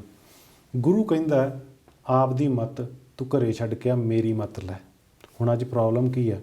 ਅਰਦਾਸ ਕਹਿੰਦੇ ਆ ਕਿ ਮਨ ਨੀਵਾਂ ਮੱਤ ਉੱਚੀ, ਪਰ ਹੁਣ ਆਪੋਜ਼ਿਟ ਚੱਲ ਰਿਹਾ ਕਿ ਮਨ ਉੱਚਾ ਮੱਤ ਨੀਵੀਂ ਹੈ। ਔਰ ਜਿਹੜੀ ਗੱਲ ਸਿਰ ਦੀ, ਕਿਉਂਕਿ ਸਿੱਖ ਉਹ ਹੈ ਜਿਹੜਾ ਮਰ ਜੀਵੜਾ, ਉਹ ਸਿੱਖ ਨਹੀਂ ਜਿਹੜਾ ਮਨ ਤੋਂ ਡਰਦਾ। ਕਿਉਂਕਿ ਸਿੱਖ ਉਹੀ ਹੈ ਗੁਰੂ ਦੇ ਕਹਿੰਦੇ ਪਹਿਲਾ ਮਰਨ ਕਬੂਲ ਕਰ ਜੀਵਨ ਕੀ ਛੱਡ ਆਸ, ਹੋ ਸਬਨ ਕੀ ਰੇਣਕਾ ਤਾਂ ਆਓ ਹਮਾਰੇ ਪਾਸ। ਹੁਣ ਇਸ ਤੋਂ ਵੱਧ ਐਗਜ਼ਾਮਪਲ ਕੀ ਹੋ ਸਕਦਾ? ਹੁਣ ਪ੍ਰੋਬਲਮ ਇਹ ਅੱਜ ਦੇ ਸੰਦਰਭ ਵਿੱਚ, ਚਲੋ ਆਪਾਂ 1 ਮਿੰਟ ਹੋਰ ਲਾ ਦਿੰਦੇ ਹਾਂ। ਹੈ ਕੀ ਹੈ ਕਿ ਗੁਰੂ ਦੀ ਮੱਤ ਸਾਡੇ ਤੇ ਹੋਣੀ ਚਾਹੀਦੀ ਹੈ ਹਾਵੀ। ਸਾਡੀ ਮਨ ਮੱਤ ਹੈ ਜਿਹੜੀ ਸਾਨੂੰ ਗੁਰੂ ਨਾਲ ਜੁੜ ਨਹੀਂ ਦਿੰਦੀ। ਔਰ ਦੂਜੀ ਗੱਲ ਜਿਹੜੀ ਗਰੀਡ ਹੈ। ਔਰ ਤੀਜਾ ਕਾਰਨ ਮੈਂ ਸਮਝਦਾ ਵਾਂ ਗਿਆਨ। ਸਾਨੂੰ ਲੋੜ ਤੋਂ ਜ਼ਿਆਦਾ ਗਿਆਨ ਹੋ ਗਿਆ, ਅਸੀਂ ਆਪਦੇ ਆਪ ਨੂੰ ਗਿਆਨੀ ਮੰਨਣ ਲੱਗ ਗਏ ਹਾਂ। ਪਿਛਲੇ ਸਮਿਆਂ ਦੇ ਵਿੱਚ ਜੇ ਆਪਾਂ ਥੋੜ੍ਹਾ ਕੰਪੈਰੀਜ਼ਨ ਕਰੀਏ, ਪੜ੍ਹਾਈ ਘੱਟ ਸੀ ਬਟ ਸਾਡੀ ਸ਼ਰਧਾ ਅਨੰਨ ਸੀ। ਅਸੀਂ ਗੁਰੂ ਦੀ ਮੱਤ ਇਉਂ ਕਰਕੇ ਮੰਨਦੇ ਸੀ, ਅਸੀਂ ਕੁਐਸਚਨ ਨਹੀਂ ਸੀ ਰੇਜ਼ ਕਰਦੇ। ਅੱਜ ਹੁਣ ਕੀ ਹੈ? ਸਾਡਾ ਗਿਆਨ ਇੰਨਾ ਹੋ ਗਿਆ ਕਿ ਅਸੀਂ ਉਹ ਕੀ ਕਹਿੰਦੇ ਨੇ ਆਪ ਹੀ ਇੰਨੇ ਕੁ ਹੋ ਗਏ ਆ ਕਿ ਸਾਨੂੰ ਪਤਾ ਨਹੀਂ ਲੱਗਦਾ ਕਿ ਰੌਂਗ ਕੀ ਤੇ ਰਾਈਟ ਕੀ ਹੈ। ਅੱਛਾ, ਹੁਣ ਉਸ ਵਕਤ ਤਿੰਨਾਂ ਸਿੰਘਾਂ ਨੂੰ ਸ਼ਹੀਦ ਕੀਤਾ ਜਾਂਦਾ ਹੈ ਜੀ। ਸ਼ਹਾਦਤ ਤੋਂ ਬਾਅਦ ਕਿਉਂਕਿ ਪਤਾ ਹੈ ਗੁਰੂ ਜੀ ਨੇ ਕਿਹਾ ਕਿ ਮੈਂ ਈਨ ਨਹੀਂ ਕਬੂਲਣੀ, ਮੈਂ ਜੋ ਤੂੰ ਆਖ ਰਿਹਾ ਉਹ ਨਹੀਂ ਕਰਨਾ, ਜੋ ਮਨੁੱਖਤਾ ਦੇ ਉੱਤੇ ਤੂੰ ਜ਼ੁਲਮ ਕਰਦਾ ਮੈਂ ਉਹ ਨਹੀਂ ਸਹਿਣ ਕਰ ਸਕਦਾ, ਕੁਰਬਾਨੀ ਦੇਣ ਲਈ ਤਿਆਰ ਹਾਂ। ਫਿਰ ਕੁਰਬਾਨੀ ਦਾ ਫਰਮਾਨ ਪਹਿਲਾਂ ਹੀ ਸੁਣਾ ਦਿੱਤਾ ਸੀ ਕਿ ਤੁਹਾਡਾ ਸੀਸ ਧੜ ਨਾਲੋਂ ਅਲੱਗ ਕੀਤਾ ਜਾਏਗਾ, ਜਾਂ ਫਿਰ ਬਾਅਦ ਦੇ ਵਿੱਚ ਹੁੰਦਾ ਜੀ? ਵੇਖੋ ਜੀ, ਇਤਿਹਾਸ ਦੇ ਵਿੱਚ ਫਿਰ ਇਹ ਕਈ ਗੱਲਾਂ ਨੇ, ਪਰ ਮੈਂ ਜਿਹੜਾ ਇਹਦੇ ਬਾਰੇ ਇਹੀ ਕਹੂੰਗਾ ਕਿ ਪਲੈਨਿੰਗ ਦੇ ਤਹਿਤ ਜਿਹੜਾ ਲੱਖੀ ਸ਼ਾਹ ਵਣਜਾਰੇ ਦੇ ਗੱਡੇ ਸੀ ਉਹ ਤਿਆਰ ਬਰ ਤਿਆਰ ਰੱਖੇ ਗਏ। ਜਦੋਂ ਉਹਨਾਂ ਨੂੰ ਪਤਾ ਲੱਗਦਾ ਕਿ 9ਵੇਂ ਪਾਤਸ਼ਾਹ ਦਾ ਸ਼ੀਸ਼ ਹੈ ਜਿਹੜਾ ਉਹ ਧੜ ਤੋਂ ਅਲੱਗ ਕੀਤਾ ਜਾਣਾ, ਉਹ ਗੱਡੇ ਭਜਾ ਲਿਆਉਂਦੇ ਨੇ। ਉਸ ਚਾਂਦਨੀ ਚੌਂਕ ਦੇ ਏਰੀਏ ਦੇ ਵਿੱਚ ਹਨੇਰੀ ਵਰਗਾ ਮਾਹੌਲ ਆ ਜਾਂਦਾ, ਰੇਤਾ ਉੱਡਦਾ, ਅਸਮਾਨ ਨੂੰ ਚੜ੍ਹਦਾ, ਔਰ ਸੀਸ ਜ਼ਮੀਨ 'ਤੇ ਡਿੱਗਣ ਤੋਂ ਪਹਿਲਾਂ ਭਾਈ ਜੱਤਾ ਜੀ ਚੁੱਕ ਕੇ ਭੱਜ ਜਾਂਦੇ ਨੇ। ਔਰ ਜਿਹੜਾ ਧੜ ਹੈ ਉਹ ਭਾਈ ਲੱਖੀ ਸ਼ਾਹ ਵਣਜਾਰਾ ਆਪਦੇ ਗੱਡਿਆਂ ਦੇ ਵਿੱਚ ਲੁਕੋ ਕੇ ਲੈ ਜਾਂਦਾ, ਕਿਉਂਕਿ ਉਸ ਵੇਲੇ ਦਾ ਵਪਾਰੀ ਸੀ। ਔਰ ਦਰਸ਼ਕਾਂ ਨੇ ਵੀ ਦੱਸ ਦਈਏ ਕਿ ਔਰੰਗਜ਼ੇਬ ਦੇ ਨਾਲ ਵੀ ਉਹਦਾ ਬਿਜ਼ਨਸ ਚੱਲਦਾ ਸੀ।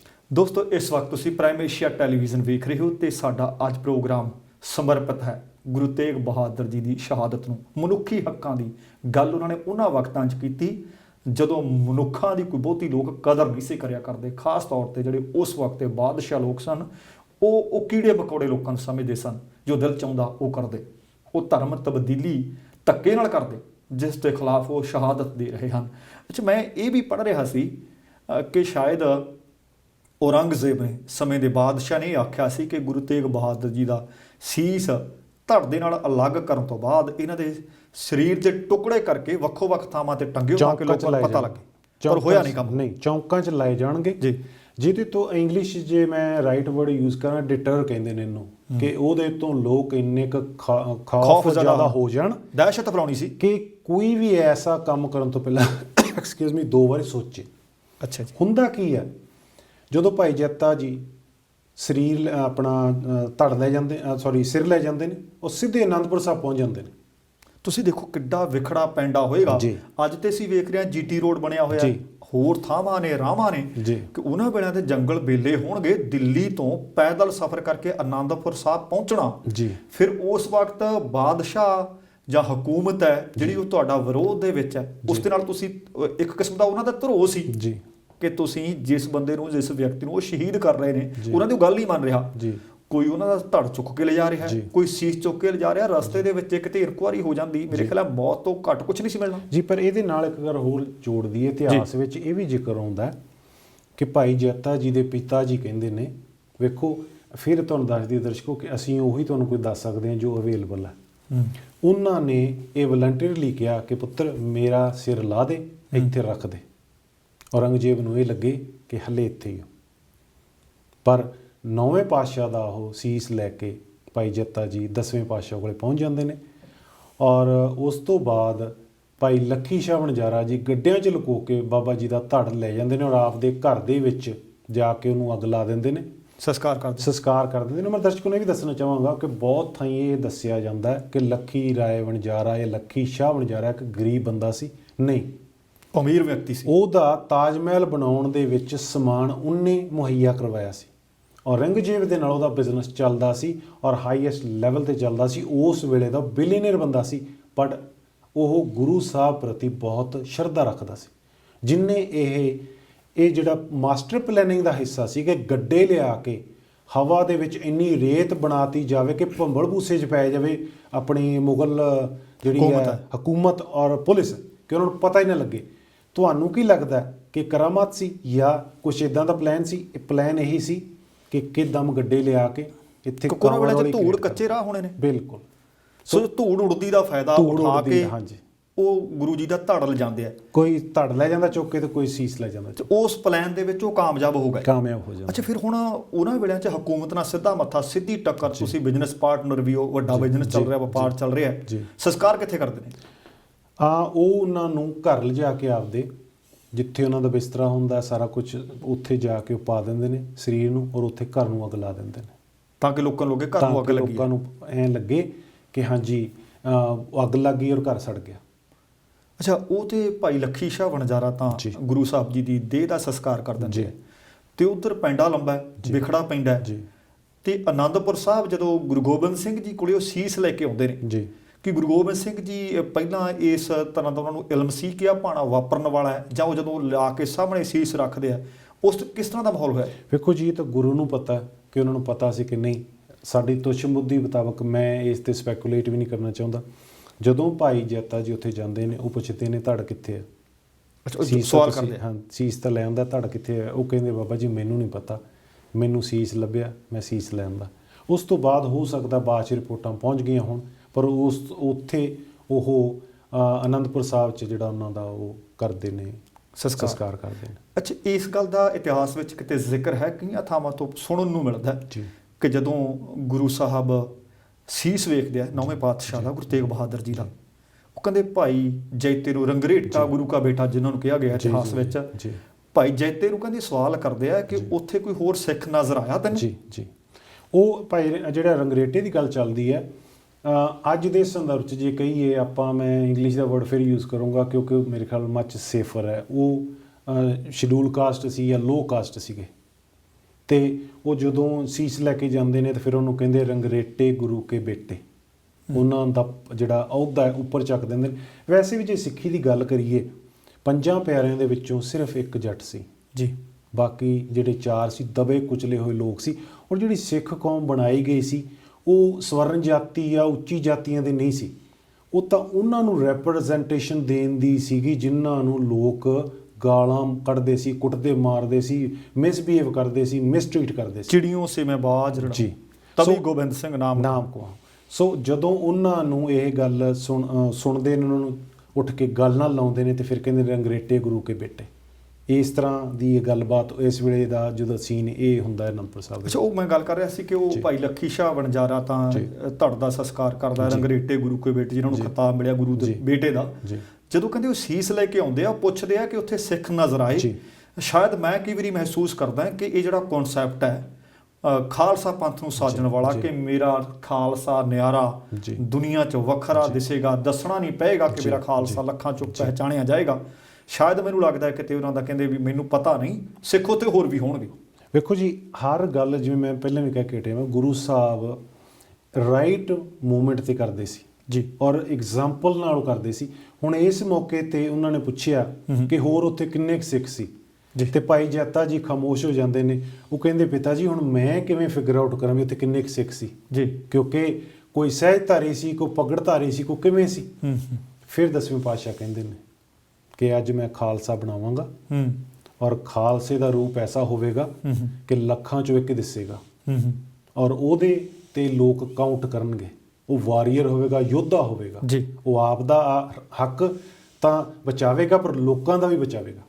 ਸੋ ਉਦੋਂ ਉਹ ਸਿੱਖੀ ਨੂੰ ਫਾਈਨਲ ਰੂਪ ਦਿੰਦੇ ਨੇ ਜਦੋਂ ਫਿਰ ਉਹ ਵਿਸਾਖੀ 'ਤੇ 1699 ਨੂੰ ਖਾਲਸਾ ਸਾਜਦੇ ਨੇ। ਹੁਣ ਗੁਰੂ ਗੋਬਿੰਦ ਸਿੰਘ ਜੀ ਦੀ ਉਸ ਵਕਤ ਉਮਰ 9 ਵਰ੍ਹੇ ਇਤਿਹਾਸ 'ਚ ਜੀ, ਦਰਜ ਹੈ ਜੀ। ਕਿ 9 ਵਰ੍ਹਿਆਂ ਦੀ ਉਮਰ ਹੈ, ਜੀ। ਬਹੁਤ ਬਾਲ ਵਰੇਸ ਹੈ। ਜੀ।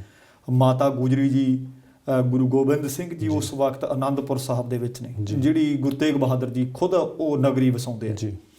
ਹੁਣ ਜਦੋਂ 9 ਵਰ੍ਹਿਆਂ ਦਾ ਇੱਕ ਬੱਚਾ ਘਰ ਦੇ ਵਿੱਚ ਹੈ, ਜੀ। ਪਿਤਾ ਦਾ ਉਹਨਾਂ ਦੀ ਸ਼ਹਾਦਤ ਹੋ ਜਾਂਦੀ ਹੈ, ਬਲੀਦਾਨ ਹੋ ਜਾਂਦਾ ਹੈ ਜੀ। ਸੀਸਗੰਜ ਦੇ ਵਿੱਚ, ਦਿੱਲੀ ਦੇ ਵਿੱਚ ਉਹਨਾਂ ਦਾ ਕਤਲ ਕਰ ਦਿੱਤਾ ਜਾਂਦਾ ਹੈ, ਜੀ। ਜਿਸ ਨੂੰ ਉਸ ਵਕਤ ਦੀ ਹਕੂਮਤ ਕਤਲ ਕਰਦੀ ਹੈ। ਜੀ। ਉਸ ਤੋਂ ਬਾਅਦ ਮੇਰੇ ਖਿਆਲ ਦੇ ਵਿੱਚ ਗੁਰੂ ਗੋਬਿੰਦ ਸਿੰਘ ਜੀ ਵਾਸਤੇ, ਸਿੱਖ ਕੌਮ ਦੇ ਵਾਸਤੇ, ਕਿਉਂਕਿ 9 ਵਰ੍ਹਿਆਂ ਦਾ ਹੁਣ ਗੁਰੂ ਹੈ ਉਹਨਾਂ ਦਾ, ਜੀ। ਬਹੁਤ ਔਕੜ ਤੇ ਕਠਿਨਾਈ ਦਾ ਸਮਾਂ ਹੋਏਗਾ। ਜੀ। ਉਹ ਕਿਵੇਂ ਨਿਕਲਿਆ? ਵੇਖੋ ਜੀ, ਮੈਂ ਇੱਥੇ ਫਿਰ ਐਗਜ਼ਾਮਪਲ ਦਿਆਂ। 9ਵੇਂ ਪਾਤਸ਼ਾਹ ਦਾ ਵਿਆਹ 11 ਸਾਲਾਂ ਦੀ ਉਮਰ 'ਚ ਹੋ ਜਾਂਦਾ, ਔਰ ਮੈਂ ਇੱਕ ਵੀ ਤੁਹਾਨੂੰ ਵੀ ਦੱਸ ਦਿਆਂ ਦਰਸ਼ਕਾਂ ਨੂੰ ਕਿ ਉਦੋਂ ਬੱਚੇ ਜਵਾਨ ਛੇਤੀ ਹੋ ਜਾਂਦੇ ਸੀ ਫॉर ਸਮ ਰੀਜ਼ਨ। ਜੀ। ਜੇ ਹੁਣ ਕਹਿ ਲਈਏ 11 ਸਾਲ ਦੀ ਉਮਰ 'ਚ 9ਵੇਂ ਪਾਤਸ਼ਾਹ ਦਾ ਵਿਆਹ ਹੋ ਜਾਂਦਾ, ਸੋ ਜੇ 9 ਸਾਲ ਦੇ ਗੁਰੂ ਜਾਂ 8 ਸਾਲ ਦੇ ਗੁਰੂ ਜਾਂ 6 ਸਾਲ ਦੇ ਗੁਰੂ, ਮੇਰੇ ਖਿਆਲ ਤਾਂ ਅਸੀਂ ਅੱਜ ਦੇ ਨਿਆਣਿਆਂ ਵਾਂਗੂ ਨਹੀਂ ਕਹਿ ਸਕਦੇ। ਉਦੋਂ ਦੇ ਨਿਆਣੇ ਵੀ ਸਿਆਣੇ ਸਨ ਔਰ ਛੇਤੀ ਜਵਾਨ ਹੋ ਜਾਂਦੇ ਸਨ, ਛੇਤੀ ਸਿਆਣੇ ਹੋ ਜਾਂਦੇ ਸਨ। ਇਹਦਾ ਮਤਲਬ ਉਸ ਵਕਤ ਗੁਰੂ ਗੋਬਿੰਦ ਸਿੰਘ ਜੀ ਦੇ ਵਾਸਤੇ, ਸਿੱਖ ਕੌਮ ਵਾਸਤੇ ਇੱਕ ਵੱਡਾ ਇਮਤਿਹਾਨ ਸੀ। ਜੀ। ਉਸ ਤੋਂ ਬਾਅਦ ਖਾਲਸਾ ਪੰਥ ਦੀ ਸਾਜਨਾ ਤੇ ਸਿਰਜਣਾ ਹੁੰਦੀ ਹੈ। ਜੀ। ਹੁਣ ਆਪਾਂ ਗੱਲ ਉਚੇਚੇ ਤੌਰ ਤੇ ਕਰ ਰਹੇ ਹਾਂ ਮਨੁੱਖੀ ਹੱਕਾਂ ਦੀ। ਜੀ। ਹੁਣ ਜਿਸ ਤਰ੍ਹਾਂ ਤੁਸੀਂ ਜ਼ਿਕਰ ਕਰ ਰਹੇ ਸੀ ਕਿ ਉਹਨਾਂ ਨੇ ਜਿਹੜੇ ਛੋਟੀ ਸੋ ਕਾਰਡ ਉਸ ਵਕਤ ਦੇ ਲੋਕ, ਵੱਡੀਆਂ ਜੀ। ਲੋਕਾਂ ਜਾਤਾਂ ਵਾਲੇ ਕਹਿੰਦੇ ਸੀ ਕਿ ਜੀ। ਛੋਟਿਆਂ ਨੂੰ ਅਸੀਂ ਨਹੀਂ, ਜੀ। ਇਹ ਸਿਰਫ ਕਮੀ ਹੋ ਸਕਦੇ ਆ, ਜੀ। ਇਹ ਛੋਟੇ-ਮੋਟੇ ਕੰਮ ਕਰ ਸਕਦੇ ਆ, ਇਹ ਲੜ ਨਹੀਂ ਸਕਦੇ, ਜੀ। ਇਹ ਬਰਾਬਰਤਾ ਨਹੀਂ ਕਰ ਸਕਦੇ, ਜੀ। ਇਹ ਘੋੜਸਵਾਰੀ ਨਹੀਂ ਕਰ ਸਕਦੇ, ਸਿਰ ਤੇ ਤਾਜ ਨਹੀਂ ਲਾ ਸਕਦੇ, ਜੀ। ਇਹ ਕੋਈ ਨਗਾਰਾ ਨਹੀਂ ਵਜਾ ਸਕਦੇ। ਜੀ। ਇਹ ਸਾਰਾ ਕੁਝ ਉੱਥੋਂ ਨਿਕਲਦਾ ਜੀ, ਇੱਕ ਮਨੁੱਖੀ ਹੱਕਾਂ ਨੂੰ ਬਚਾਉਣ ਵਾਸਤੇ ਨਿਕਲਦਾ। ਨਹੀਂ, ਇਹ ਤਾਂ ਵੇਖੋ ਜੀ, ਜਦੋਂ ਦਾ ਆਪਾਂ ਸੌਰੀ ਮਾਫ ਕਰਨਾ ਦਰਸ਼ਕੋ, ਜਦੋਂ ਆਪਾਂ ਹਿੰਦੂ ਧਰਮ ਦੀ ਗੱਲ ਕਰਦੇ ਹਾਂ ਜੀ। ਹਿੰਦੂ ਧਰਮ ਦੇ ਵਿੱਚ ਵਰਨ ਵੰਡ ਪਹਿਲਾਂ ਤੋਂ ਕੀਤੀ ਹੋਈ ਆ। ਜਿਹੜੇ ਇੱਕ ਸਵਰਨ ਨੇ, ਫਿਰ ਛਤਰੀ ਨੇ, ਫਿਰ ਸ਼ੂਦਰ ਨੇ ਤੇ ਵੈਦ ਨੇ। ਹੁਣ ਹੈ ਕੀ ਹੈ, ਸਵਰਨ ਸਾਰਾ ਕੁਝ ਮੇਨਟੇਨ ਕਰਦੇ ਨੇ ਕਿਉਂਕਿ ਪੜ੍ਹਨ ਦਾ ਵੀ ਹੱਕ ਉਹਨਾਂ ਨੂੰ ਸੀ। ਜਿਹੜੇ ਛਤਰੀ ਸੀ ਉਹ ਲੜਦੇ ਸੀ, ਤੇ ਜਿਹੜੇ ਸ਼ੂਦਰ ਸੀ ਉਹਨਾਂ ਲਈ ਕੰਮ ਕਰਦੇ ਸੀ, ਜਿਹੜੇ ਵੈਦ ਉਹਨਾਂ ਦੇ ਗਾਂ ਕੰਮ ਸੀ। ਜੀ। ਹੁਣ ਵਰਨ ਵੰਡ ਜਿਹੜੀ ਜਾਤਾਂ ਦੇ ਆਧਾਰ ਤੇ ਕੀਤੀ ਹੋਈ ਸੀ। ਤੁਸੀਂ ਜੇ ਕਹਿ ਲਵੋ ਕਿ ਜੇ ਕੋਈ ਬੱਚਾ ਗਰੀਬ ਦੇ ਜੰਮ ਪਿਆ ਤੇ ਉਹਨੂੰ ਕੋਈ ਹੱਕ ਨਹੀਂ, ਈਵਨ ਅੱਜ ਦੇ ਵੇਲੇ ਦੇ ਵਿੱਚ ਵੀ ਯੂਪੀ 'ਚ ਵੀ ਘਟਨਾਵਾਂ ਹੋਈਆਂ ਨੇ, ਬਿਹਾਰ 'ਚ ਵੀ ਹੋਈਆਂ ਨੇ ਕਿ ਕੋਈ ਬੰਦਾ ਘੋੜੀ ਤੇ ਚੜ੍ਹ ਗਿਆ, ਉਹਨਾਂ ਨੇ ਮਾਰ ਦਿੱਤਾ। ਬਿਲਕੁਲ। ਔਰ ਉਹ ਉਸੇ ਵਰਨ ਚੜ੍ਹਨ ਦਾ ਹਿੱਸਾ ਕੀਤਾ ਕਿਵੇਂ? ਉਸੇ ਵਰਨ ਵੰਡ ਦਾ ਹਿੱਸਾ ਸੀ। ਪਰ ਹੁਣ ਜੇ ਅੱਜ ਆਪਾਂ ਸ਼ਿਕਲੀਗਰਾਂ ਦੀ ਗੱਲ ਕਰ ਰਹੀਏ, ਸ਼ਿਕਲੀਗਰਾਂ ਨੂੰ ਅੰਗਰੇਜ਼ਾਂ ਨੇ ਡਿਕਲੇਅਰ ਕੀਤਾ ਸੀ ਕਿ ਇਹ ਲੋ ਕਾਸਟ ਨੇ, ਇਹ ਜਿਹੜੇ ਨੇ ਜਰਾਇਮ ਪੇਸ਼ਾ ਕੌਮ ਨੇ। ਉਸ ਵੇਲੇ ਦੇ ਉਹ ਵਣਜਾਰੇ ਸੀ, ਉਸ ਵੇਲੇ ਦੇ ਬਿਜ਼ਨਸਮੈਨ ਸੀ। ਜਿਵੇਂ ਆਪਾਂ ਇੰਗਲਿਸ਼ ਬਿਜ਼ਨਸਮੈਨ ਕਹਿ ਦਿੰਦੇ ਹਾਂ, ਹਿੰਦੀ ਪੰਜਾਬੀ 'ਚ ਆਪਾਂ ਵਣਜਾਰੇ ਕਹਿ ਦਿੰਦੇ ਹਾਂ। ਹੁਣ ਅੱਜ ਵਣਜ ਕਰਦੇ ਸੀ, ਵਪਾਰ ਕਰਦੇ ਸੀ। ਹੁਣ ਅੱਜ ਉਹਨਾਂ ਨੂੰ ਵੀ ਵਰਨ ਵੰਡ ਦੇ ਵਿੱਚ ਪਾਇਆ ਗਿਆ, ਉਹ ਵੀ ਸ਼ਾਇਦ ਕਿਸੇ ਸਾਜ਼ਿਸ਼ ਦਾ ਹਿੱਸਾ ਸੀ। ਪਰ ਅੱਜ ਜੇ ਸਿੱਖੀ ਦੀ ਗੱਲ ਕਰਦੇ ਹਾਂ, ਜਦੋਂ ਕੋਈ ਸਿੱਖ ਬਣ ਜਾਂਦਾ ਤੇ ਵਰਨ ਵੰਡ ਚੋਂ ਬਾਹਰ ਚਲਾ ਜਾਂਦਾ। ਆਪਾਂ ਇਸ ਮਸਲੇ ਨੂੰ ਲੈ ਕੇ ਅੱਗੇ ਗੱਲਬਾਤ ਵਧਾਵਾਂ, ਕਿਉਂਕਿ ਮਨੁੱਖੀ ਹੱਕਾਂ ਦੇ ਪਹਿਰਾਦਾਰ ਤੇ ਝੰਡਾ ਬਰਦਾਰ ਗੁਰੂ ਤੇਗ ਬਹਾਦਰ ਜੀ ਸ਼ਹਾਦਤ ਦਾ ਦਿਨ ਹੈ। ਦੋਸਤੋ, ਪ੍ਰਾਈਮ ਏਸ਼ੀਆ ਟੈਲੀਵਿਜ਼ਨ ਵੇਖ ਰਹੇ ਹੋ ਤੁਸੀਂ, ਜਿੱਥੋਂ ਕਿਤੋਂ ਵੀ ਸਾਡੇ ਨਾਲ ਜੁੜੇ ਹੋ, ਅਸੀਂ ਤੁਹਾਨੂੰ ਜੀ ਆਇਆਂ ਨੂੰ ਆਖ ਰਹੇ ਹਾਂ। ਮਲਕੀਤ ਸਿੰਘ ਜੀ, ਮੈਂ ਵੇਖ ਰਿਹਾ ਜਦੋਂ ਆਪਾਂ ਕਿਸੇ ਧਾਰਮਿਕ ਅਕੀਦੇ ਦੀ ਗੱਲ ਕਰੀਏ, ਜੇ ਤਾਂ ਆਪਾਂ ਕਿਤੇ ਗੱਲ ਕਰੀਏ ਕਿਤੇ ਜੁੱਤ ਖੜਕਦਾ ਗੁਰਦੁਆਰਾ ਸਾਹਿਬ 'ਚ, ਕਿਸੇ ਮੰਦਿਰ 'ਚ, ਕਿਸੇ ਮਸੀਤ 'ਚ, ਅਸੀਂ ਬੜੇ ਅਗਰੈਸਿਵ ਹੋ ਜਾਂਦੇ ਹਾਂ। ਉਸ ਤਰ੍ਹਾਂ ਦੇ ਵਿਸ਼ਿਆਂ ਦੇ ਉੱਤੇ ਅਸੀਂ ਝੱਟ ਅੱਗ ਬਬੂਲੇ ਹੋ ਕੇ ਜਾਂ ਤੱਤੇ ਠੰਡੇ ਹੋ ਕੇ ਵਿਚਾਰ ਦਿੰਦੇ ਹਾਂ। ਜੀ। ਅੱਜ ਸਿੱਖ ਇਤਿਹਾਸ ਦੀ ਗੱਲ ਚੱਲ ਰਹੀ ਹੈ, ਸੁਨਹਿਰੀ ਪੱਤਰਿਆਂ ਦੀ ਗੱਲ ਚੱਲ ਰਹੀ ਹੈ। ਜਾਂ ਅਸੀਂ ਪੜ੍ਹਨਾ ਵੀ ਨਹੀਂ ਚਾਹੁੰਦੇ, ਚੰਗੀਆਂ ਗੱਲਾਂ ਅਸੀਂ ਸੁਣਨੀਆਂ ਵੀ ਨਹੀਂ ਚਾਹੁੰਦੇ, ਚੰਗਾ ਅਸੀਂ ਵੇਖਣਾ ਵੀ ਨਹੀਂ ਚਾਹੁੰਦੇ। ਮੈਨੂੰ ਕਈ ਵਾਰੀ ਇਸ ਗੱਲ ਦੇ ਉੱਤੇ ਆਪਣੇ ਆਪ ਮਹਿਸੂਸ ਹੁੰਦਾ, ਗੁਰਦੁਆਰਾ ਸਾਹਿਬ ਵੀ ਜਾਂਦੇ ਹਾਂ ਅਸੀਂ, ਮੇਰੇ ਖਿਆਲ ਦੇ ਵਿੱਚ 1 ਮਿੰਟ ਬੈਠ ਕੇ ਉੱਥੇ ਸੁਣਨਾ ਨਹੀਂ ਚਾਹੁੰਦੇ ਕੁਛ। ਜਾਂ ਅੱਜ ਸਾਡੀ ਮਨੁੱਖੀ ਪ੍ਰਵਿਰਤੀ ਹੋ ਗਈ ਹੈ, ਅਸੀਂ ਕਿਸੇ ਨੂੰ ਕੁਝ ਸੁਣਾਉਣਾ ਹੀ ਚਾਹੁੰਦੇ ਹਾਂ, ਬੋਲਣਾ ਹੀ ਚਾਹੁੰਦੇ ਹਾਂ। ਮੇਰੇ ਖਿਆਲ ਦੇ ਵਿੱਚ ਬਹੁਤੇ ਘਰਾਂ 'ਚ ਵੀ ਇਸੇ ਚੀਜ਼ ਦੀ ਲੜਾਈ ਹੁੰਦੀ ਹੈ। ਪਰ ਹੁਣ ਆਪਾਂ ਫਿਰ ਇੱਕ ਵਾਰੀ ਘੁੰਮ ਕੇ ਮਨੁੱਖੀ ਹੱਕਾਂ 'ਤੇ ਆਉਂਦੇ ਹਾਂ। ਹੁਣ ਜਦੋਂ ਸਿੱਖ ਧਰਮ ਦੀ ਜਿੱਥੋਂ ਸਥਾਪਨਾ ਹੁੰਦੀ ਹੈ, ਸਿਰਜਣਾ ਹੁੰਦੀ ਹੈ, ਗੁਰੂ ਨਾਨਕ ਦੇਵ ਜੀ ਸਾਡੇ ਸਿੱਖ ਧਰਮ ਦੇ ਮੋਢੀ ਨੇ, ਮੈਨੂੰ ਲੱਗਦਾ ਉਹਨਾਂ ਨੇ ਵੀ ਇਸੇ ਗੱਲ ਨੂੰ ਲੈ ਕੇ ਕਿ ਧੱਕਾ ਮੁੱਕੀ ਨਹੀਂ ਮੈਂ ਹੋਣ ਦੇਣੀ, ਕਿਸੇ ਦੇ ਕੀ ਖਿਆਲ ਨੇ, ਕੀ ਵਿਚਾਰ ਨੇ, ਉੱਥੋਂ ਹੀ ਉਹ ਇੱਕ ਵੱਖਰੀ ਲੀਹ ਸ਼ੁਰੂ ਕਰਦੇ ਨੇ। ਤੇ ਹੁਣ ਜਦੋਂ ਗੁਰੂ ਤੇਗ ਬਹਾਦਰ ਜੀ 9ਵੀਂ ਪਾਤਸ਼ਾਹੀ ਦੀ ਗੱਲ ਕਰਦੇ ਹੋ, ਉਹ ਵੀ 10ਵੀਂ ਪਾਤਸ਼ਾਹੀ ਦੀ ਗੱਲ ਕਰਦੇ ਹੋ, ਉਹ ਵੀ। ਪਰ ਅੱਜ ਤੁਹਾਨੂੰ ਲੱਗਦਾ ਹੈ ਕਿ ਇੱਕ ਸਿੱਖ ਜੇਕਰ ਉਸ 'ਤੇ ਵਿਰੋਧੀ ਵਿਚਾਰਧਾਰਾ ਦਾ ਵਿਅਕਤੀ ਕੋਈ ਬੋਲ ਰਿਹਾ ਹੋਵੇ, ਤੁਹਾਨੂੰ ਲੱਗਦਾ ਕਿ ਉਹਨੂੰ ਬੋਲਣ ਦਿੰਦੇ?